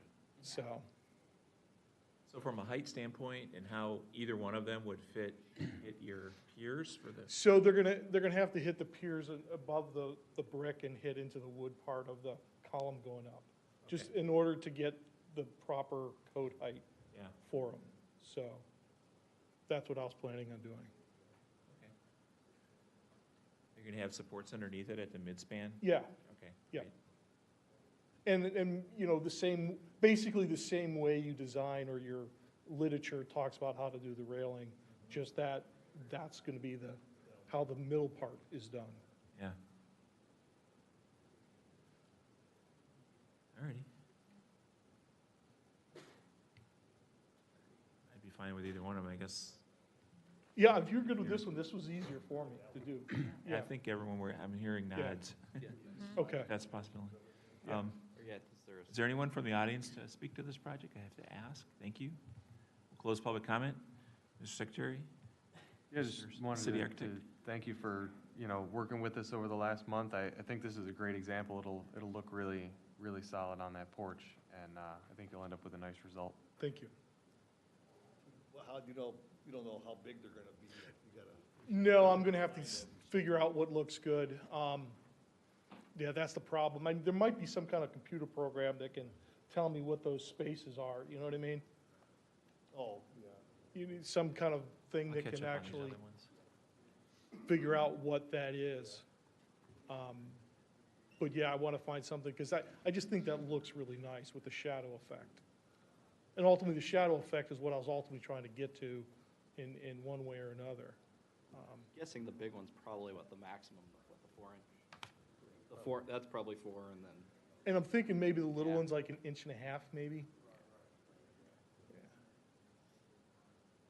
Okay, great. I'll make a motion to approve as presented with the flat board look then. Can I have a second? Second. All in favor? Aye. Aye, great, thank you. Thank you. Yeah.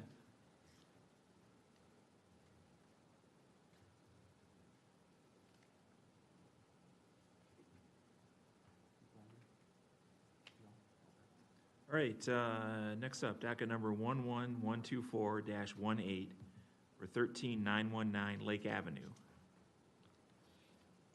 So, heard from this applicant earlier this afternoon. They're going to request a deferral to January. Still getting new drawings prepared. All righty, so I'll make a motion to defer. Can I have a second? Second. All in favor? Aye. Aye, great. Docket number 11125-18 for 1603 Orchard Grove Avenue. Don't see Ray either, so let's keep moving and come back to this item. Okay.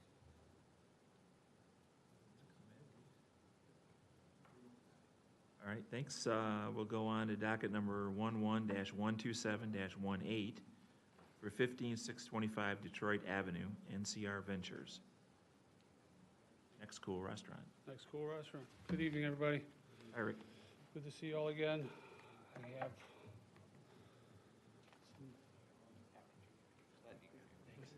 work your way.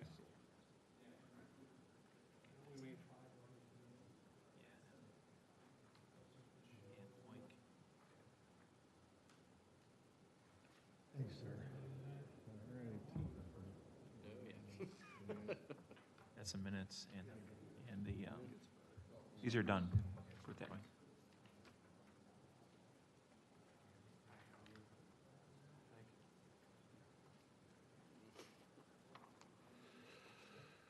So I think we were pretty close to last time, and what we were looking for, you were looking for from us was information on the overhead doors and the lighting fixture and the paint colors. I will make a confession that I left the paint chips laying on a desk when I walked out of the office. But I think we can find a way to work around that. In that packet I passed out, you'll see the drawings that we've submitted so far, and then there is a light fixture that's going to go on the wall. It's the wall sconce that we've been talking about. It's a pretty cool thing. It's a Fresno framed long sconce, basically an iron frame with a glass box around it. It pretty much mimics what's there already, but this way they'll all match. We'll put them around the two sides of the building. So it's pretty inconspicuous. There you go. There's 3 going there, 4 going on that side. We flip around, I think there's 4 more. 5, sorry.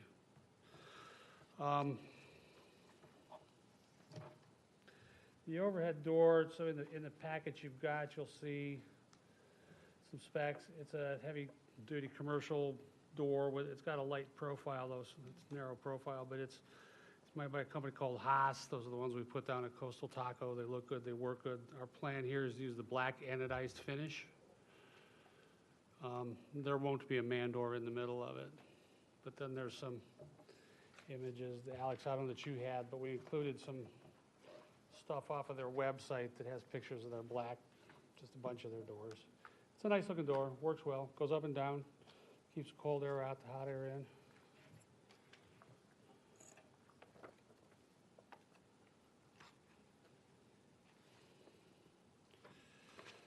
And then, last but not least, our other topic was the paint. So we've given you a spec for a painter that will use this or something as good or better.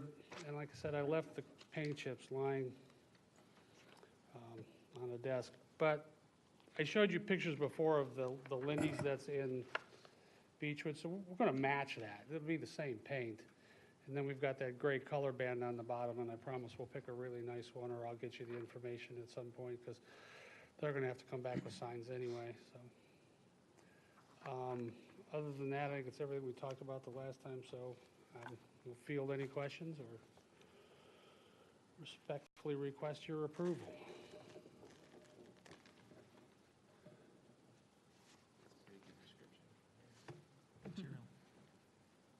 How good's your printer?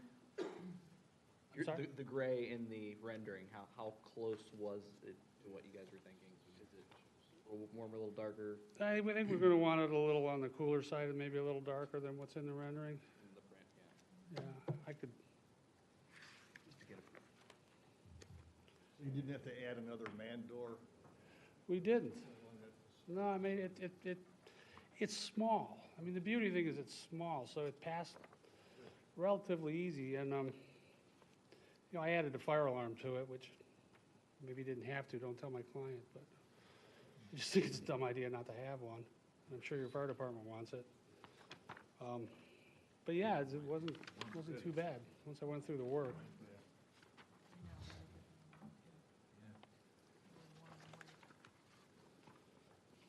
So like, In that photo.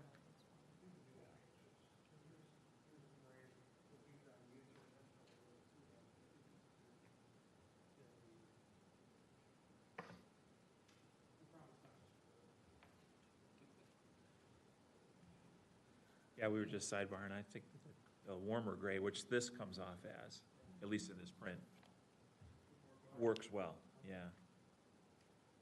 Less blue. Your photo looks like it's a warmer white, too. It's not like a bright blue white. Right. And just that description we had last month where they were talking about it not being a true white, I mean, we're looking at a true white there. Would be really nice to have the, it would be really nice to have the paint chips, especially since we talked about it last month.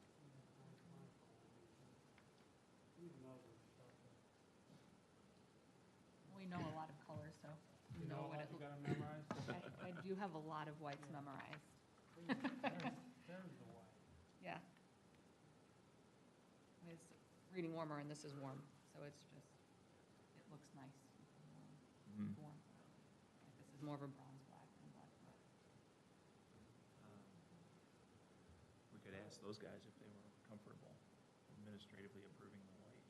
But it's a warm gray, a warm white. Yeah, we could do that. Rob, does that sound all right? Yeah. Okay.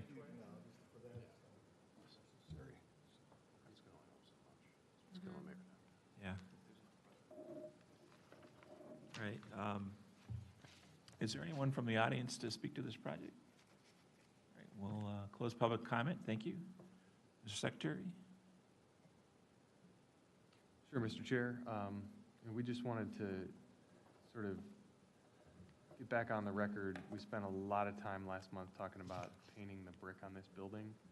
And we just wanted to, again, sort of reiterate the caution on that, as far as it's something that this board has opposed on commercial buildings for some time. Just, sort of wanted to set the scene on what changed, or what makes this building unique, or what makes this application unique, so that we could have that on the record. Right. I think that's good. Well, I'll jump in first, and I like other people's thoughts on it. Yeah, we have, and we've gone through that, how we have not been approving any painted brick, at least in my time. There were projects right before that, though, that did. And I think they were specific to the marketing concept for that project, like the red, I don't know, the red bar. Oh, the Red Rose Cafe. Red Rose, that one. For me, this fit the aesthetic of this sort of an establishment, and was worth trying for for an outcome that will be more than likely very positive. So that's my point of view on it. But if another thing came along and someone just said, oh, the brick doesn't look good and I want to paint it, we'd be back to the same discussion that we've had numerous times. And all those projects, you can say that, you would drive by them now and go, look, it looks great. It doesn't look as tragic as everyone said it, and that was the only reason for doing it. The cigar shop comes to mind, particularly over by Ironwood, and, like, that would have messed that up. But anyway, anyone else's thoughts? Well, right, and I think last month we also had a discussion about the tenant was going to be long-term. Right. And that the building owner is aware of the maintenance and upkeep that is required to paint the building. They're not oblivious to it. But to your point, that it integrates with the branding concept for the overall project. Mr. Chair, and just from the city side, I think an additional metric that we've always used in the past and we will continue to use, and it's up to the community, it's up to applicants, it's up to our board to consider historic context as a part of every project. And I don't necessarily mean buildings that are designated as historic, but that maybe told a story at one point, or that are important to the community for a number of different reasons. I don't think this building particularly fits that profile. And so I think we can land on history of buildings also as a metric in the future. Not every old building in the city is beautiful. They're just old, and sometimes they need to be updated. So I think as we evaluate maybe this in the future, we can use that as a metric as well, as what's the story of the property. And this particular one has been a service brick building on Detroit Avenue since the 30s. And I think it being repurposed with a long-term tenant and a proven restaurant operator sets its path forward for the next 50 years. And so, I think with those couple things in mind tonight, that's how we can maybe talk about the next time a painted application comes up on a building. Right. And we saw the quality of the product, which is good stuff and is well appreciated. So at a very minimum, we'll be looking very specifically in the future at the product. Yeah, following its performance and so forth, yeah. Indeed. Super. Okay. Well, thank you for that. I think this point, we don't have any exceptions at all, right? Just want to note that the paint color is going to be approved administratively in a warm white and a warm gray. Correct. Okay, great. We'll have it to you shortly.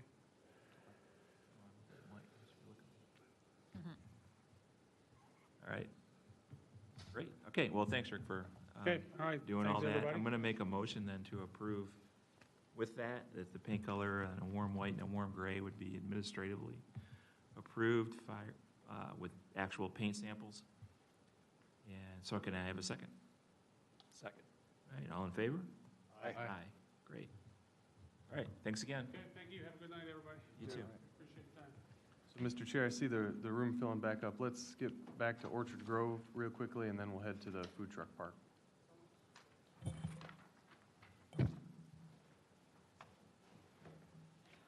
Okay, so we'll do item number 10, 1603, or I'm sorry, item number 10 is docket number 11125-18 for 1603 Orchard Grove Avenue. Hi, I'm Ray Gunter. I'm the general contractor for 1603 Orchard Grove. Great, welcome back. Thanks. Well, thanks. This is the new drawing we came up with.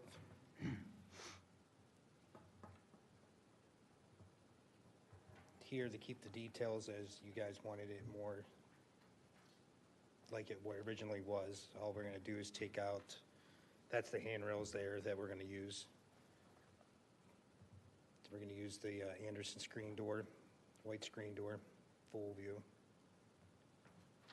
Those are the specs on the windows that we're going to use. There'll be white vinyl windows, double hung, with the grids in between. And I believe you have the stone cladding for the base and the stairs in your packet, which we saw and talked through at the pre-review.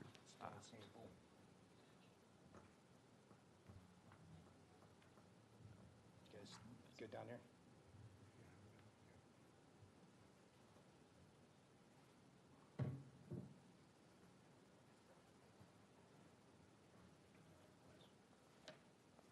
Does anybody have any comments at all? I think it looks great and Yeah. goes with the house.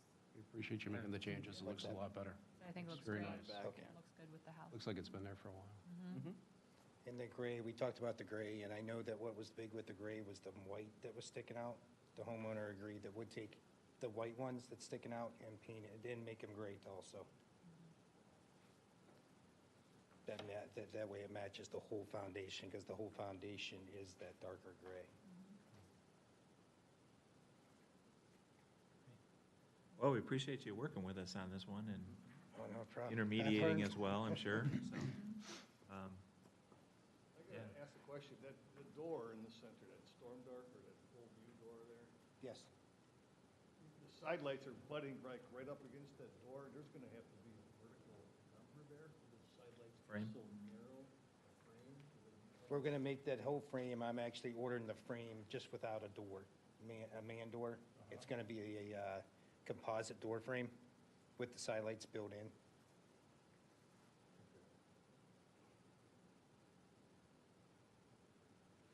So we didn't do too much changes. We did take off, do you have the picture of the original?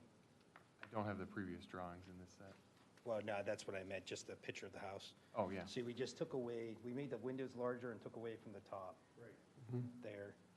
So it looks like- So basically, that's all the changes we made, but we are gonna redo all the details in an Aztec hardy back material, and take off the wood that's on there now, and just keep the same detail, basically. Cool. And the house will be all re-sided. Color-wise, I didn't bring it, but it's gonna be also just like, it's gonna be a gray, I don't know if warm gray, like a lighter gray color with white trim. Great. So is there anyone from the audience to speak to this project? We'll close public comment. Thanks. Mr. Secretary, anything on your end? You No, guys, I'm did you wanna see that side view? I never asked that you asked. Oh, yeah, great, yeah. thanks. I'm sorry. Looks great. Yeah, looks good. Very nice. Yeah, no, thanks again for the revisions. This one's come a long way. It looks purposeful. It's filling in this house. I think we came to a good resolution with the stone product, below the foundation line where we try to keep it, and should be a great result. All right, great, thanks. So I'll make a motion to approve as presented. Oh, I don't know. We only need one, so. Thank you. So I'll make a motion to approve as presented today. Can I have a second? Second. All in favor? Aye. Aye. Great, thanks. Thank you. so Thanks. All right, let's loop back to the truck park then. See Greg's joined us.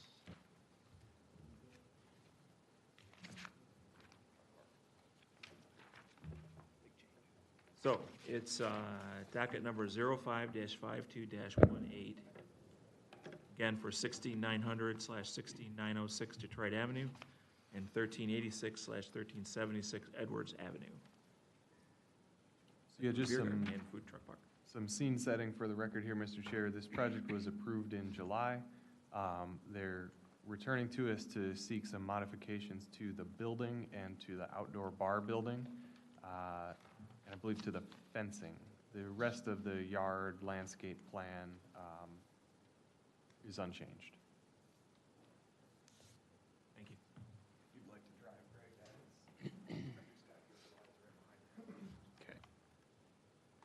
Okay. Greg Ernst with AODK.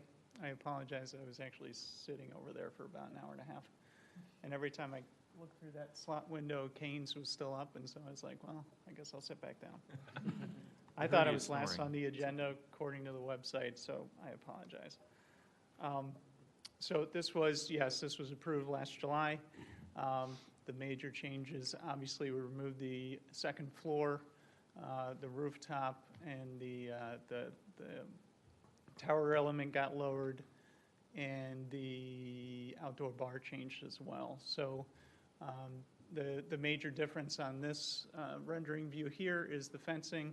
We eliminated the low fencing, originally had cable rail, and that was removed in favor of wood slats. As you can see, we're doing a couple different types of wood slats, 1x6 and a 1x3 at different spacing horizontally.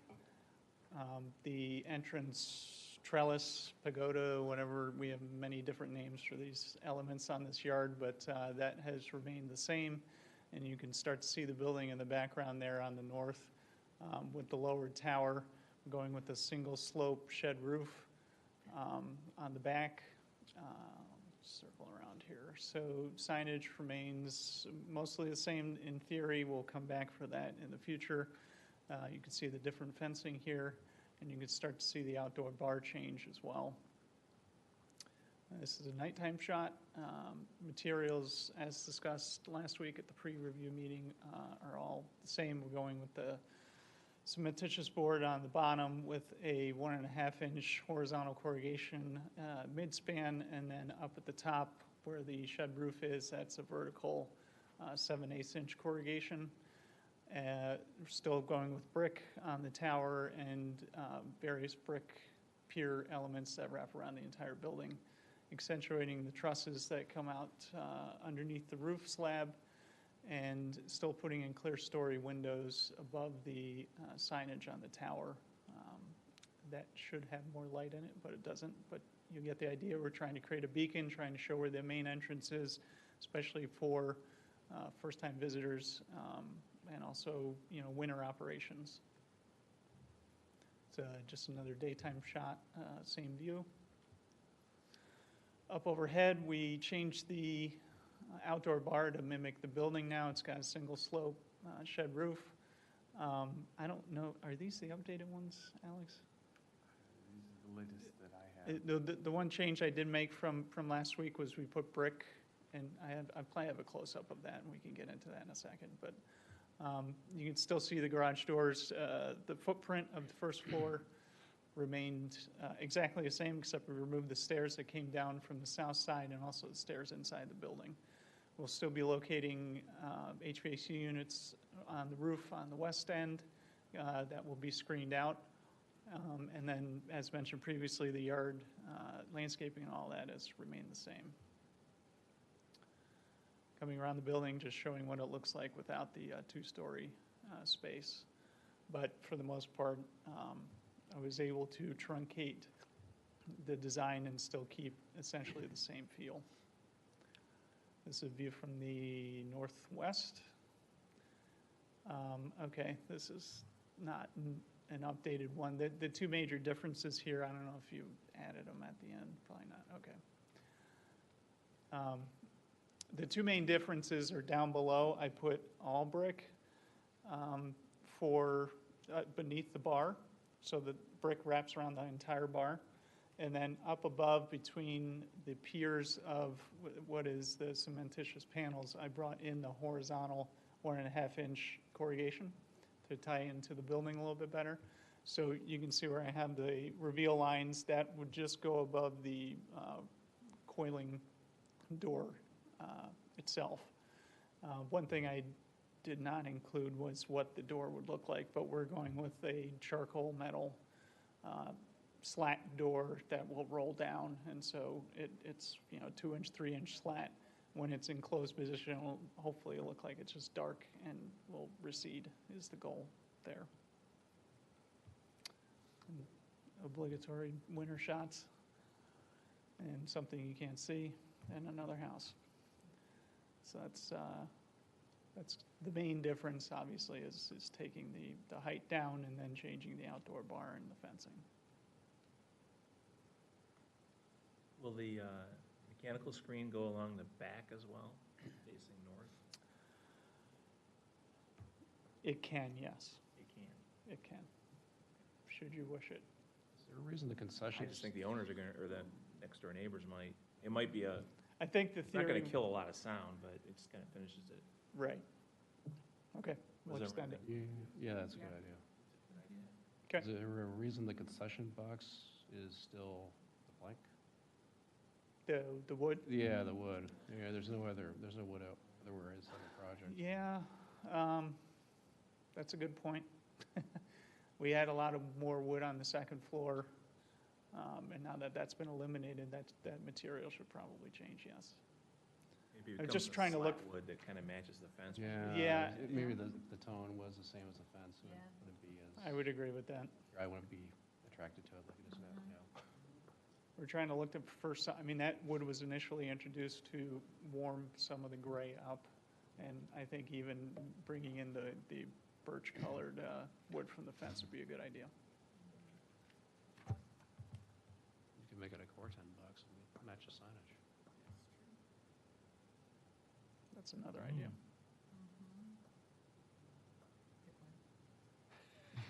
More expensive, though. And since we're doing this for cost, I'm assuming we'll probably go with the wood slabs. Any other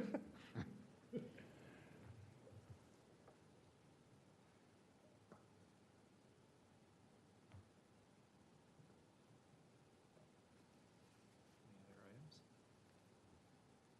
Do you have windows on the east elevation? Are those there? Yes. I think that makes a big difference.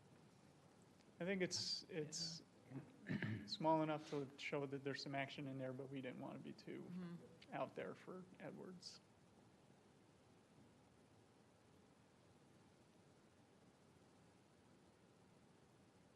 Well, Like the wood fence too. yeah. That was actually an improvement. Yeah, I think everyone liked that a lot. We saw it last week. All right, well, okay, I'll save that for a moment. But is there anyone from the audience to speak to this project tonight? We'll close public comment. Thanks. Mr. Secretary, Mr. Architect? The one thing that we spent a little bit of time on a pre-review that I just wanted the board to address for the record was the materials on the building, particularly on the Edwards elevation. Just the 5 material changes. They work, but they seem like a lot, and I just wanted to get all 5 members of the board to weigh in on that since we had a reduced crew last week. Personally, I didn't mind it. I think it's a small area.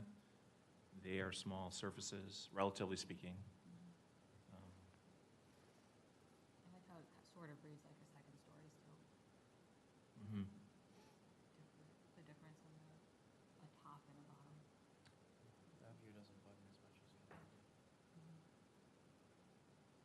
west side? Well, when you, the other perspective was kind of, Oh. I guess he was kicking in. This one seems to make more sense because it works with the back of the building.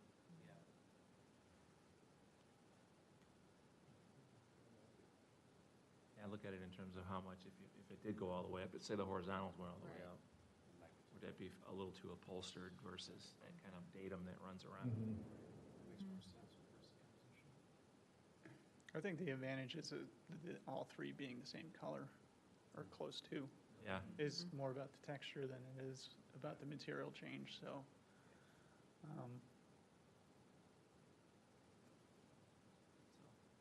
Okay, that satisfies me. Yeah. Mike, anything on your end? No, just, this is, usually value engineering is an unfortunate thing to have happen to a project, but I think this one's kind of maintained a lot of the same kind of character and soul, Mhm. Even after that happened, so, good job. Yeah. Thanks.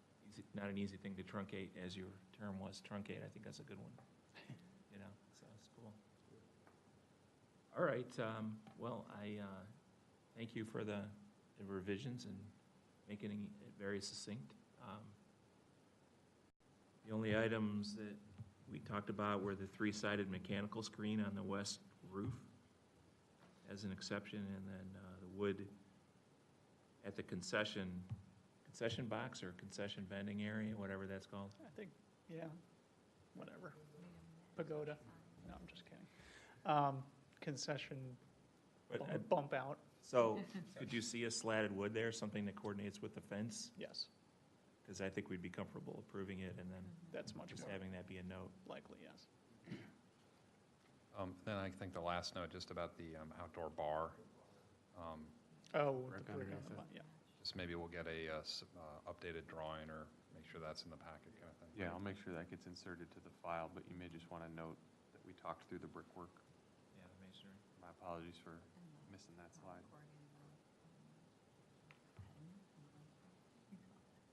The header Yeah. area? Yeah. Okay, yeah. We'll make sure that it's updated with the masonry and the metal. How about that? Okay.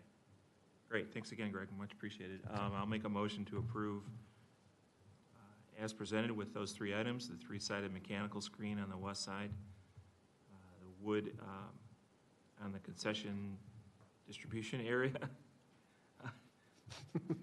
It's getting late, I'm sorry.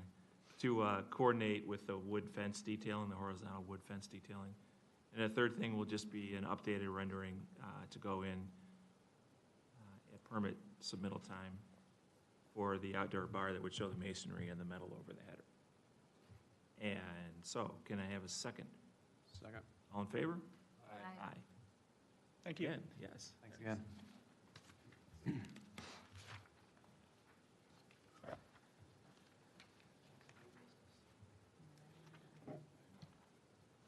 All right, docket number 12-133-18 for 1075 Cliffdale Avenue.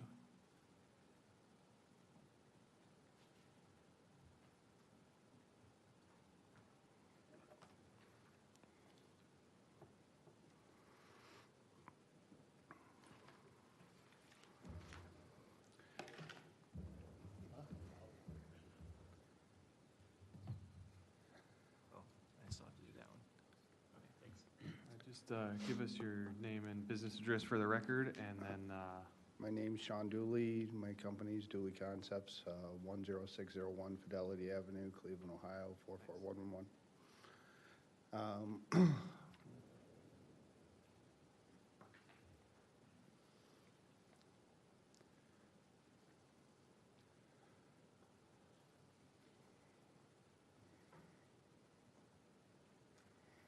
this is just a replacement of porch rails with a, Well, we're replacing the stairs too. We had got that approved already through the city to put a precast in there. And with the removal of the handrails, the client wanted to update her house piece by piece and wanted to start out with putting PVC columns and PVC railings back in there, along with the new steps that are being installed. And that's pretty much just a cut of 4x4 posts to hold the support, and then we're basically just taking 1x8 by 3/4 of the solid PVCs, and we're gonna make a decorative wrap so that it's maintenance-free for her, which will come out similar to that between the railings and the posts.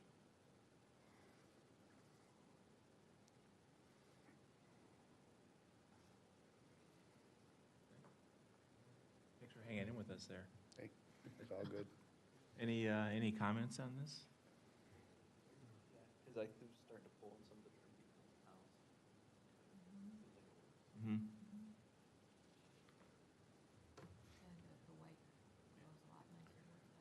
Yeah, Her doesn't pla- always, but this one, yeah. She's planning sometime next spring, which I'm sure I'll be back in here to see you guys, to do some other changes to the exterior, to paint it and kind of make the whole place look better. But right now, just damage to those stairs were caused by other work done in the area.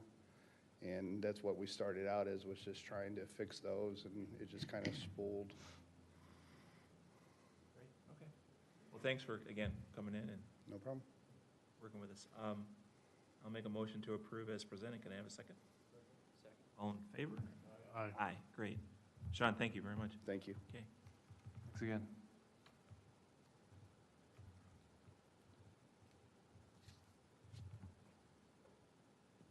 All right, docket number 12134-18 for 2091 Lakeland Avenue. So heard from this applicant yesterday, Mr. Chair. He's also requested deferral to January. They're working on that front porch plan. Okay, great. So I'll make a motion to defer. Can I have a second? Second. All in favor? Aye. Great. Thank you. Docket number 12-135-18 for 1612 Orchard Grove Avenue. Good evening. My name is Chuck McGettrick. I'm the architect for the project. We're working with Scaleless Construction on a design-build scenario. If we could go back to the front elevation. As you see, they have kind of jury-rigged a roof over the bay window, and the canopy over the front entrance is a little out of scale. The front steps are deteriorating, and they have a very interesting detail in the existing house, and that's concrete handrails. So we're going Keep to... those, I want them. Do you like those? Here you go. Another thing, just to note, if you can see the tile retaining wall that they have for the front garden, it's painted relatively bright red with white painted mortar joints, and we're going to take that out, as well as rebuild the whole front step. And if we could go to the front elevation now. What we're suggesting is that we would rebuild the section of the roof and have the existing roof pitch provide the cover over the bay window, as well as provide a canopy over the front entrance. And as you can see, there are brackets that hold up the extension of the roof. And we're rebuilding the stairs, and if we do the next slide. From the side, you can see we're using a classic, it's an AZAC, classic loaf of bread handrail and spindles. Per the board's suggestion, we're going to do infill underneath the pad and the grade and use a lattice work that comports more closely to the neighborhood and the house, actually the house next to us. You can see there's a shed dormer on the back of the house that will house a second floor lab. There are currently 3 bedrooms up and no lavatory, so we thought that it would be a better sales aspect if we had a second floor lab. I should have mentioned this is one of the Lakewood-owned properties that is targeting specific income groups for sale. So to that end, we're trying to save as much of the existing structure and material as possible, and we're not going to deviate from that. Another point, you can see where the foundation comes up to about mid-door That also has that nifty painted red block and white mortar joints. What we're going to do is scrape that, get it down to as close to the original material as we can, and then use an elastomeric paint, probably a gray, that would simulate the stone foundations that were typical of this genre. On the back, We're not particularly worried about the back at ABR, but you can. no, that's fine. That's good. One of the other aspects of the house is that we were going to try to market this to perhaps a disabled vet and/or a physically challenged family or individual, and we're going to put a ramp on the back to provide handicapped access, as well as make the first floor full bath a handicapped accessible lab. So we're trying to make this house respond in several ways to a need of the city neighborhood as well. Very cool. So I think, we talked about it last week. It's a great little fixer-upper to a fixer-upper, so. Yeah. Any comments? It's a great detail on the front to put a canopy over that and fix the roof with the bay windows. Nice solution.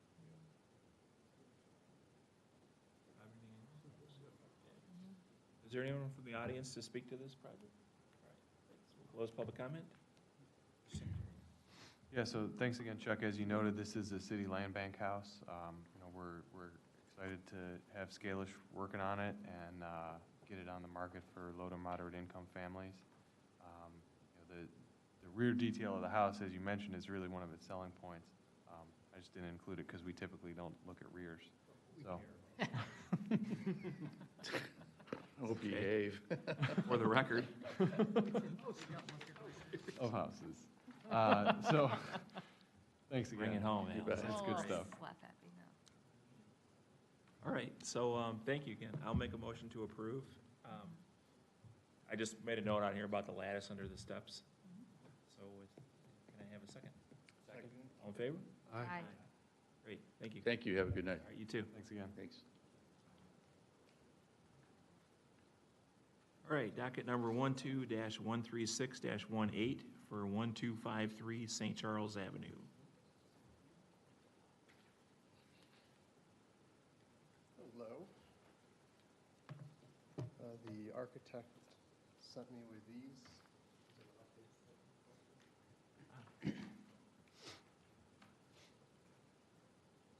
Thank you. These all the same, or are these different sheets? Same thing. All right. I did notice the wrong address on the bottom. Oh, okay. Okay. So just give us your name for the record, please. Oh, Frank Dockler. Great, thank you. And then if you guys could just tell me what I'm supposed to be doing. Because Yeah, I'll so give it to us. If you could just give us an outline of the project and Okay. what it is you're looking to do. All right. Yeah. We bought this house in August. We just got the squatters out of there in October, which was fun. We're taking that front, well, that portion is already off. The guy that we're doing that with got a little overzealous and he had to take that off, but it was falling in. And at the time, there was a family living there. The woman had some drug issues and the childs were 17 and 9. And they had access going out there, so we tried blocking that off to liability and keeping the kid from going out there. But the whole idea, according to that front elevation, is we have a couple different options here. And because I'm new at this, I want something that's just going to look awesome. And so we're willing to put into it whatever we need to just to make this house beautiful. There is that style, and I know Cena didn't put any pictures, and this is the best I have to kind of describe what we're going for as far as color scheme. Oh, beautiful. Basically, I don't know how the approvals go with doing something like that wood. Of course, this would have a railing code. Wood for the columns? I would love to go with a natural wood for the columns. However, if you'll know it doesn't keep the look, well, then we go white, we go dark. Existing. I would rather take the whole entire porch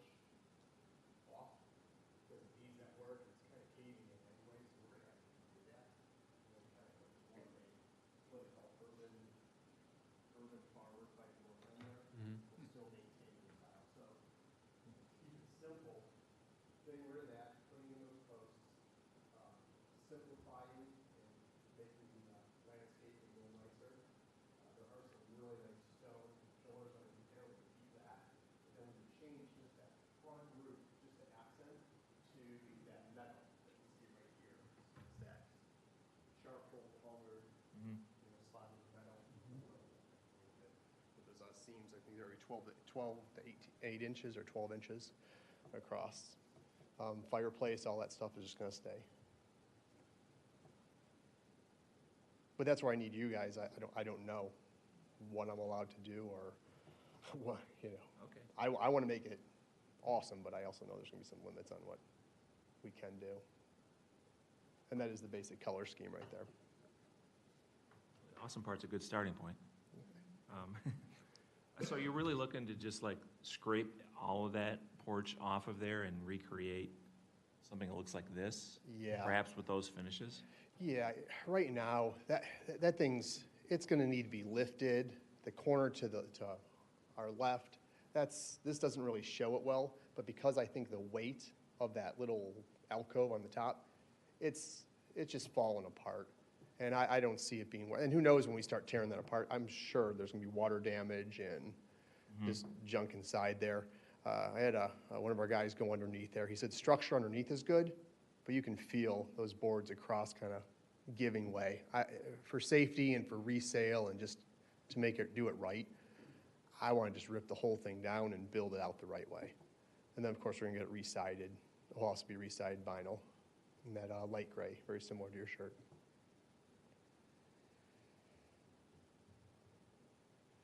Well, this looks like a great start. My initial reaction is that we would probably need more details about what you're planning to do. Okay.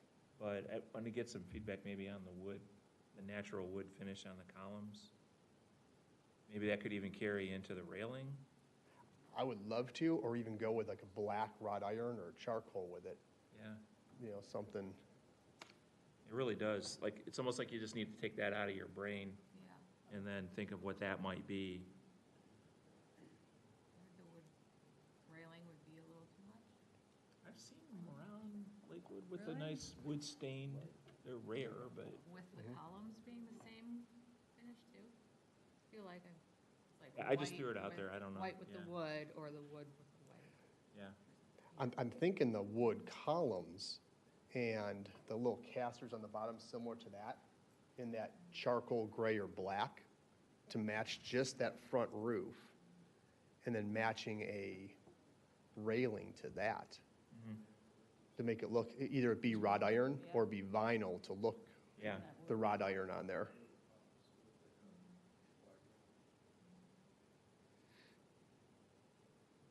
And it's got lattice work underneath it, so you could even like go with a charcoal or something on that lattice work or something and kind of tie, under the porch. Yeah. I think matching the lattice work to the color of the rest of the house would probably be best, right? That It's up gray. to you, it's just paint, but yeah. Yeah, exactly. Yeah. But yeah, there's a lot of options with the lattice work. We're gonna simplify the landscaping to the front, put a little stone in there, some large boulders and accent type rocks, high grasses. Are the windows staying the same? The windows are staying the same as far as size, as far as dimensions. What you can't see here is there's a door there that came out this little thing. We're getting rid of that door. They felt a little wider on Yeah, they the look drawing, bigger so on I'm the just, elevation. They look wider on that one? Yeah, I they think should. the proportions of the drawing are a little bit off compared to what I'm Oh, seeing in the gotcha. photo, so just. Gotcha. Well, we're probably replacing those front ones either way. So we the could pitch go too. wider. I'm Wider might look nicer. I can't tell if the photo is squished. Yeah, I think Or- it's a difference of yeah. proportion, Yeah. but. Yeah, that elevation looked more like.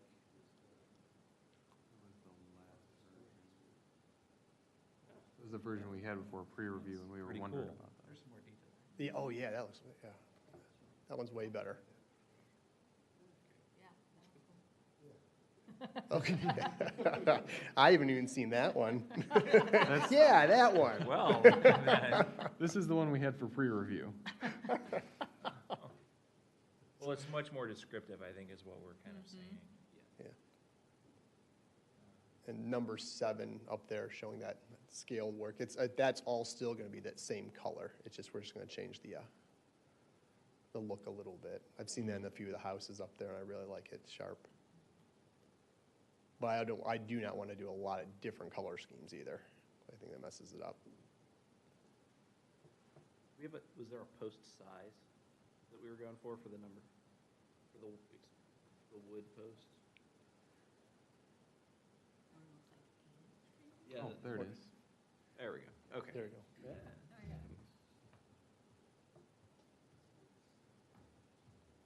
Yeah, there he Didn't have a has that base. bottom portion in, and that wasn't the original discussion. I don't know why he put that there. Unless that was an option somewhere in the plan that I did not see.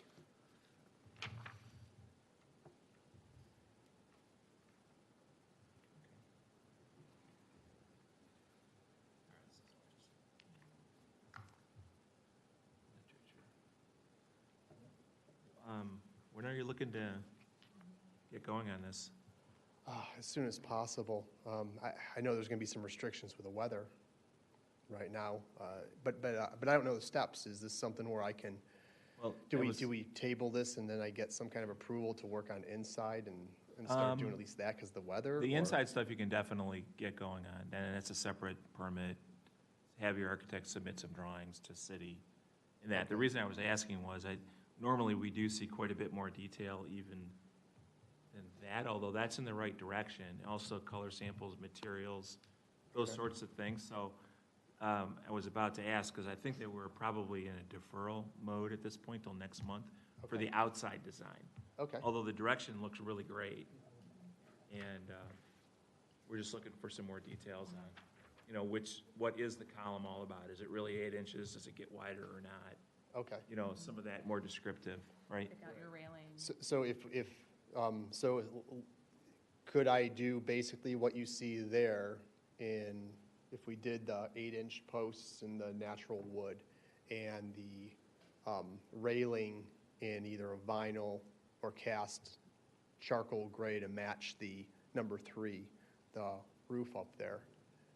Is that the type of thing you're talking? That's the kind of direction, yeah. It sounds really Okay. nice, yeah. Okay, yeah, then if you guys are saying, yeah, that's cool, then I'll pull all that together in the actual paint samples and. Right, bring it in next month. Okay, should I be writing this down, or is that something that comes in the? I'll send you some notes. Okay. Okay. Good Right. question. But also to that point, just making sure that if you want to present us with something like this image, that make sure that the drawings speak to that as well, especially that other detail we just saw with the column, that get everything to work cohesively with one another. Sure, no, I appreciate that. Yeah, I've just- never done this ever in my life. Yeah, no, you're well on your way. Here's the letter, show up there. You're well on your way. We're trying to make it easy, but yeah. All right, yeah, no, I appreciate you guys, the feedback, and, all right, and then is this what he already gave you, I'm assuming? Yes. Okay, so you have, In the meantime, I'll ask if there's anyone for public comment. and then this is. Oh, we'll close public comment. Mike, anything on your end? No, I headed in the right direction. Yeah, this was a problem house for us, so glad to see it's in new hands, and, you know, somebody's going to look to refresh it, give it a refresh, so. It's gonna be gorgeous. Good. I can't wait, I'm excited. So, Awesome. all right, Okay, well, thanks. I'll make a motion to defer then. Can I have a second? All in favor? Aye. Aye. okay, great, all right, All right, thank you. great. Thank you very Thanks much. again, we'll be in touch Was for, I supposed to sign this thing here? Don't forget your laptop. Oh, yeah, was I supposed to sign this here? Darn it, another laptop. Yeah, sign that. All righty, under sign review, docket number 12-137-18 for 1450 Belle Avenue, Lakewood Child Care Center.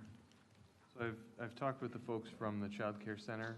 We're working towards an application that looks more like what we discussed at pre-review, and so we'll likely see that in January. Okay, great. I'll make a motion to defer. Can I have a second? Second. All in favor? Aye. Aye. Thank you. All right, items 21 and 26 will be called together. Docket number 12142-18-A for 17006 Madison Avenue, Blossom, Cleveland. And then also added under Board of Building Standards, docket number 12142-18-B for 17006 Madison Avenue, also Blossom, Cleveland. Thanks, Mike. Hi, Hi, I'm Megan Robinson with Blossom Cleveland. thanks for coming. Thanks. Hanging And in sticking with us. Thanks for having me, Ray. Yeah. My time estimate for you was a little bit off. That's but okay, thank you it's for sticking intriguing. with us. I feel like I have the inside scoop, you know, what's going on. Absolutely.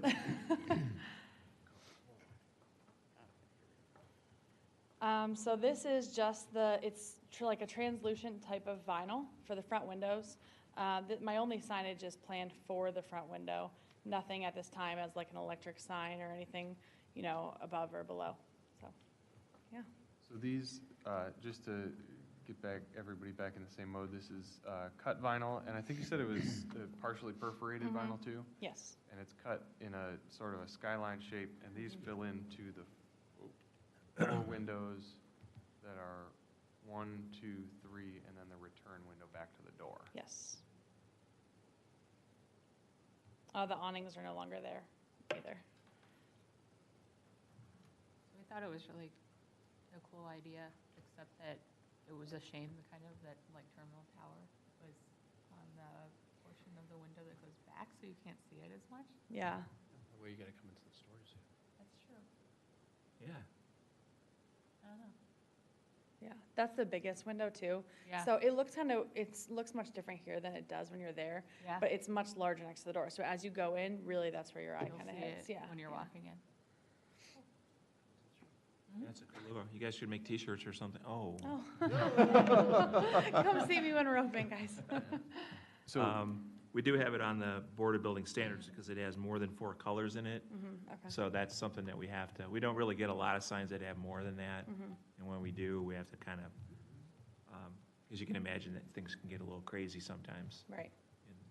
And they border on murals, et cetera, so that's why that's on this list as well. Okay. Yeah, I would add to that, Mr. Chair, we were having a little bit of a difficulty coming to a coverage number. I'm not particularly concerned about coverage here, given that, eye level's mostly in, it's a cohesive, artistic design, but while we're noting variances, it probably is more than 15% of the window.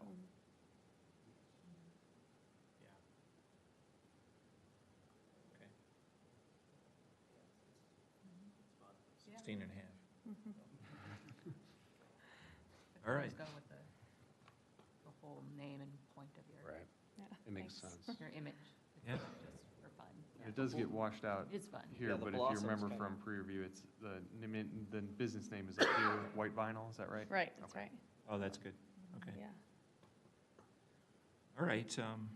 Any other comments? We're good with the variance, and Yeah. I think so too. It's beautiful. Thanks. All right. So I will not even ask for public. I'm all over. So I'll make a motion to approve as presented with,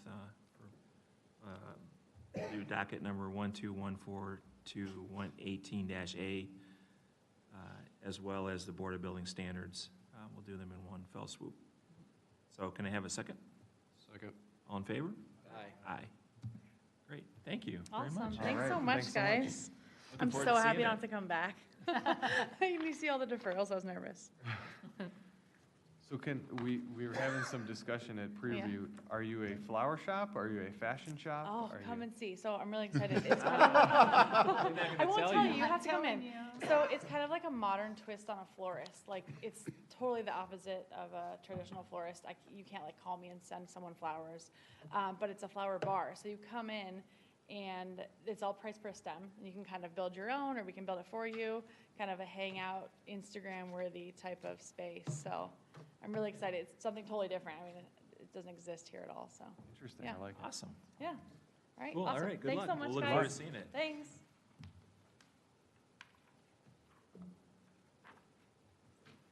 Okay. And Mr. Chairman, I think we're done with the docket items, if I'm reading this correctly. But before you adjourn, I just wanted to say thank you for your years of service from all of us on the city, from the city desk side, so thank you very much.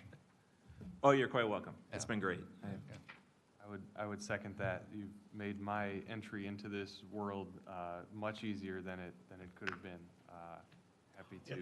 Happy to spend second Thursday nights with you, Dave, and we will certainly miss you.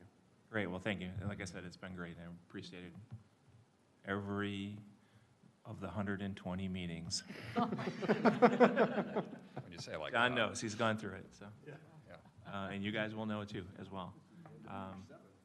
Yeah, exactly right. All right, I had other stuff, but I'll save it. Because it's late, and I could swear you did not have a 5 o'clock shadow when we started this meeting. I swear to God. Johanna, thank you as well for somehow putting all this together every week. It's a miracle. And for that, I will make a motion to adjourn. Can I have a second? Second. All in favor?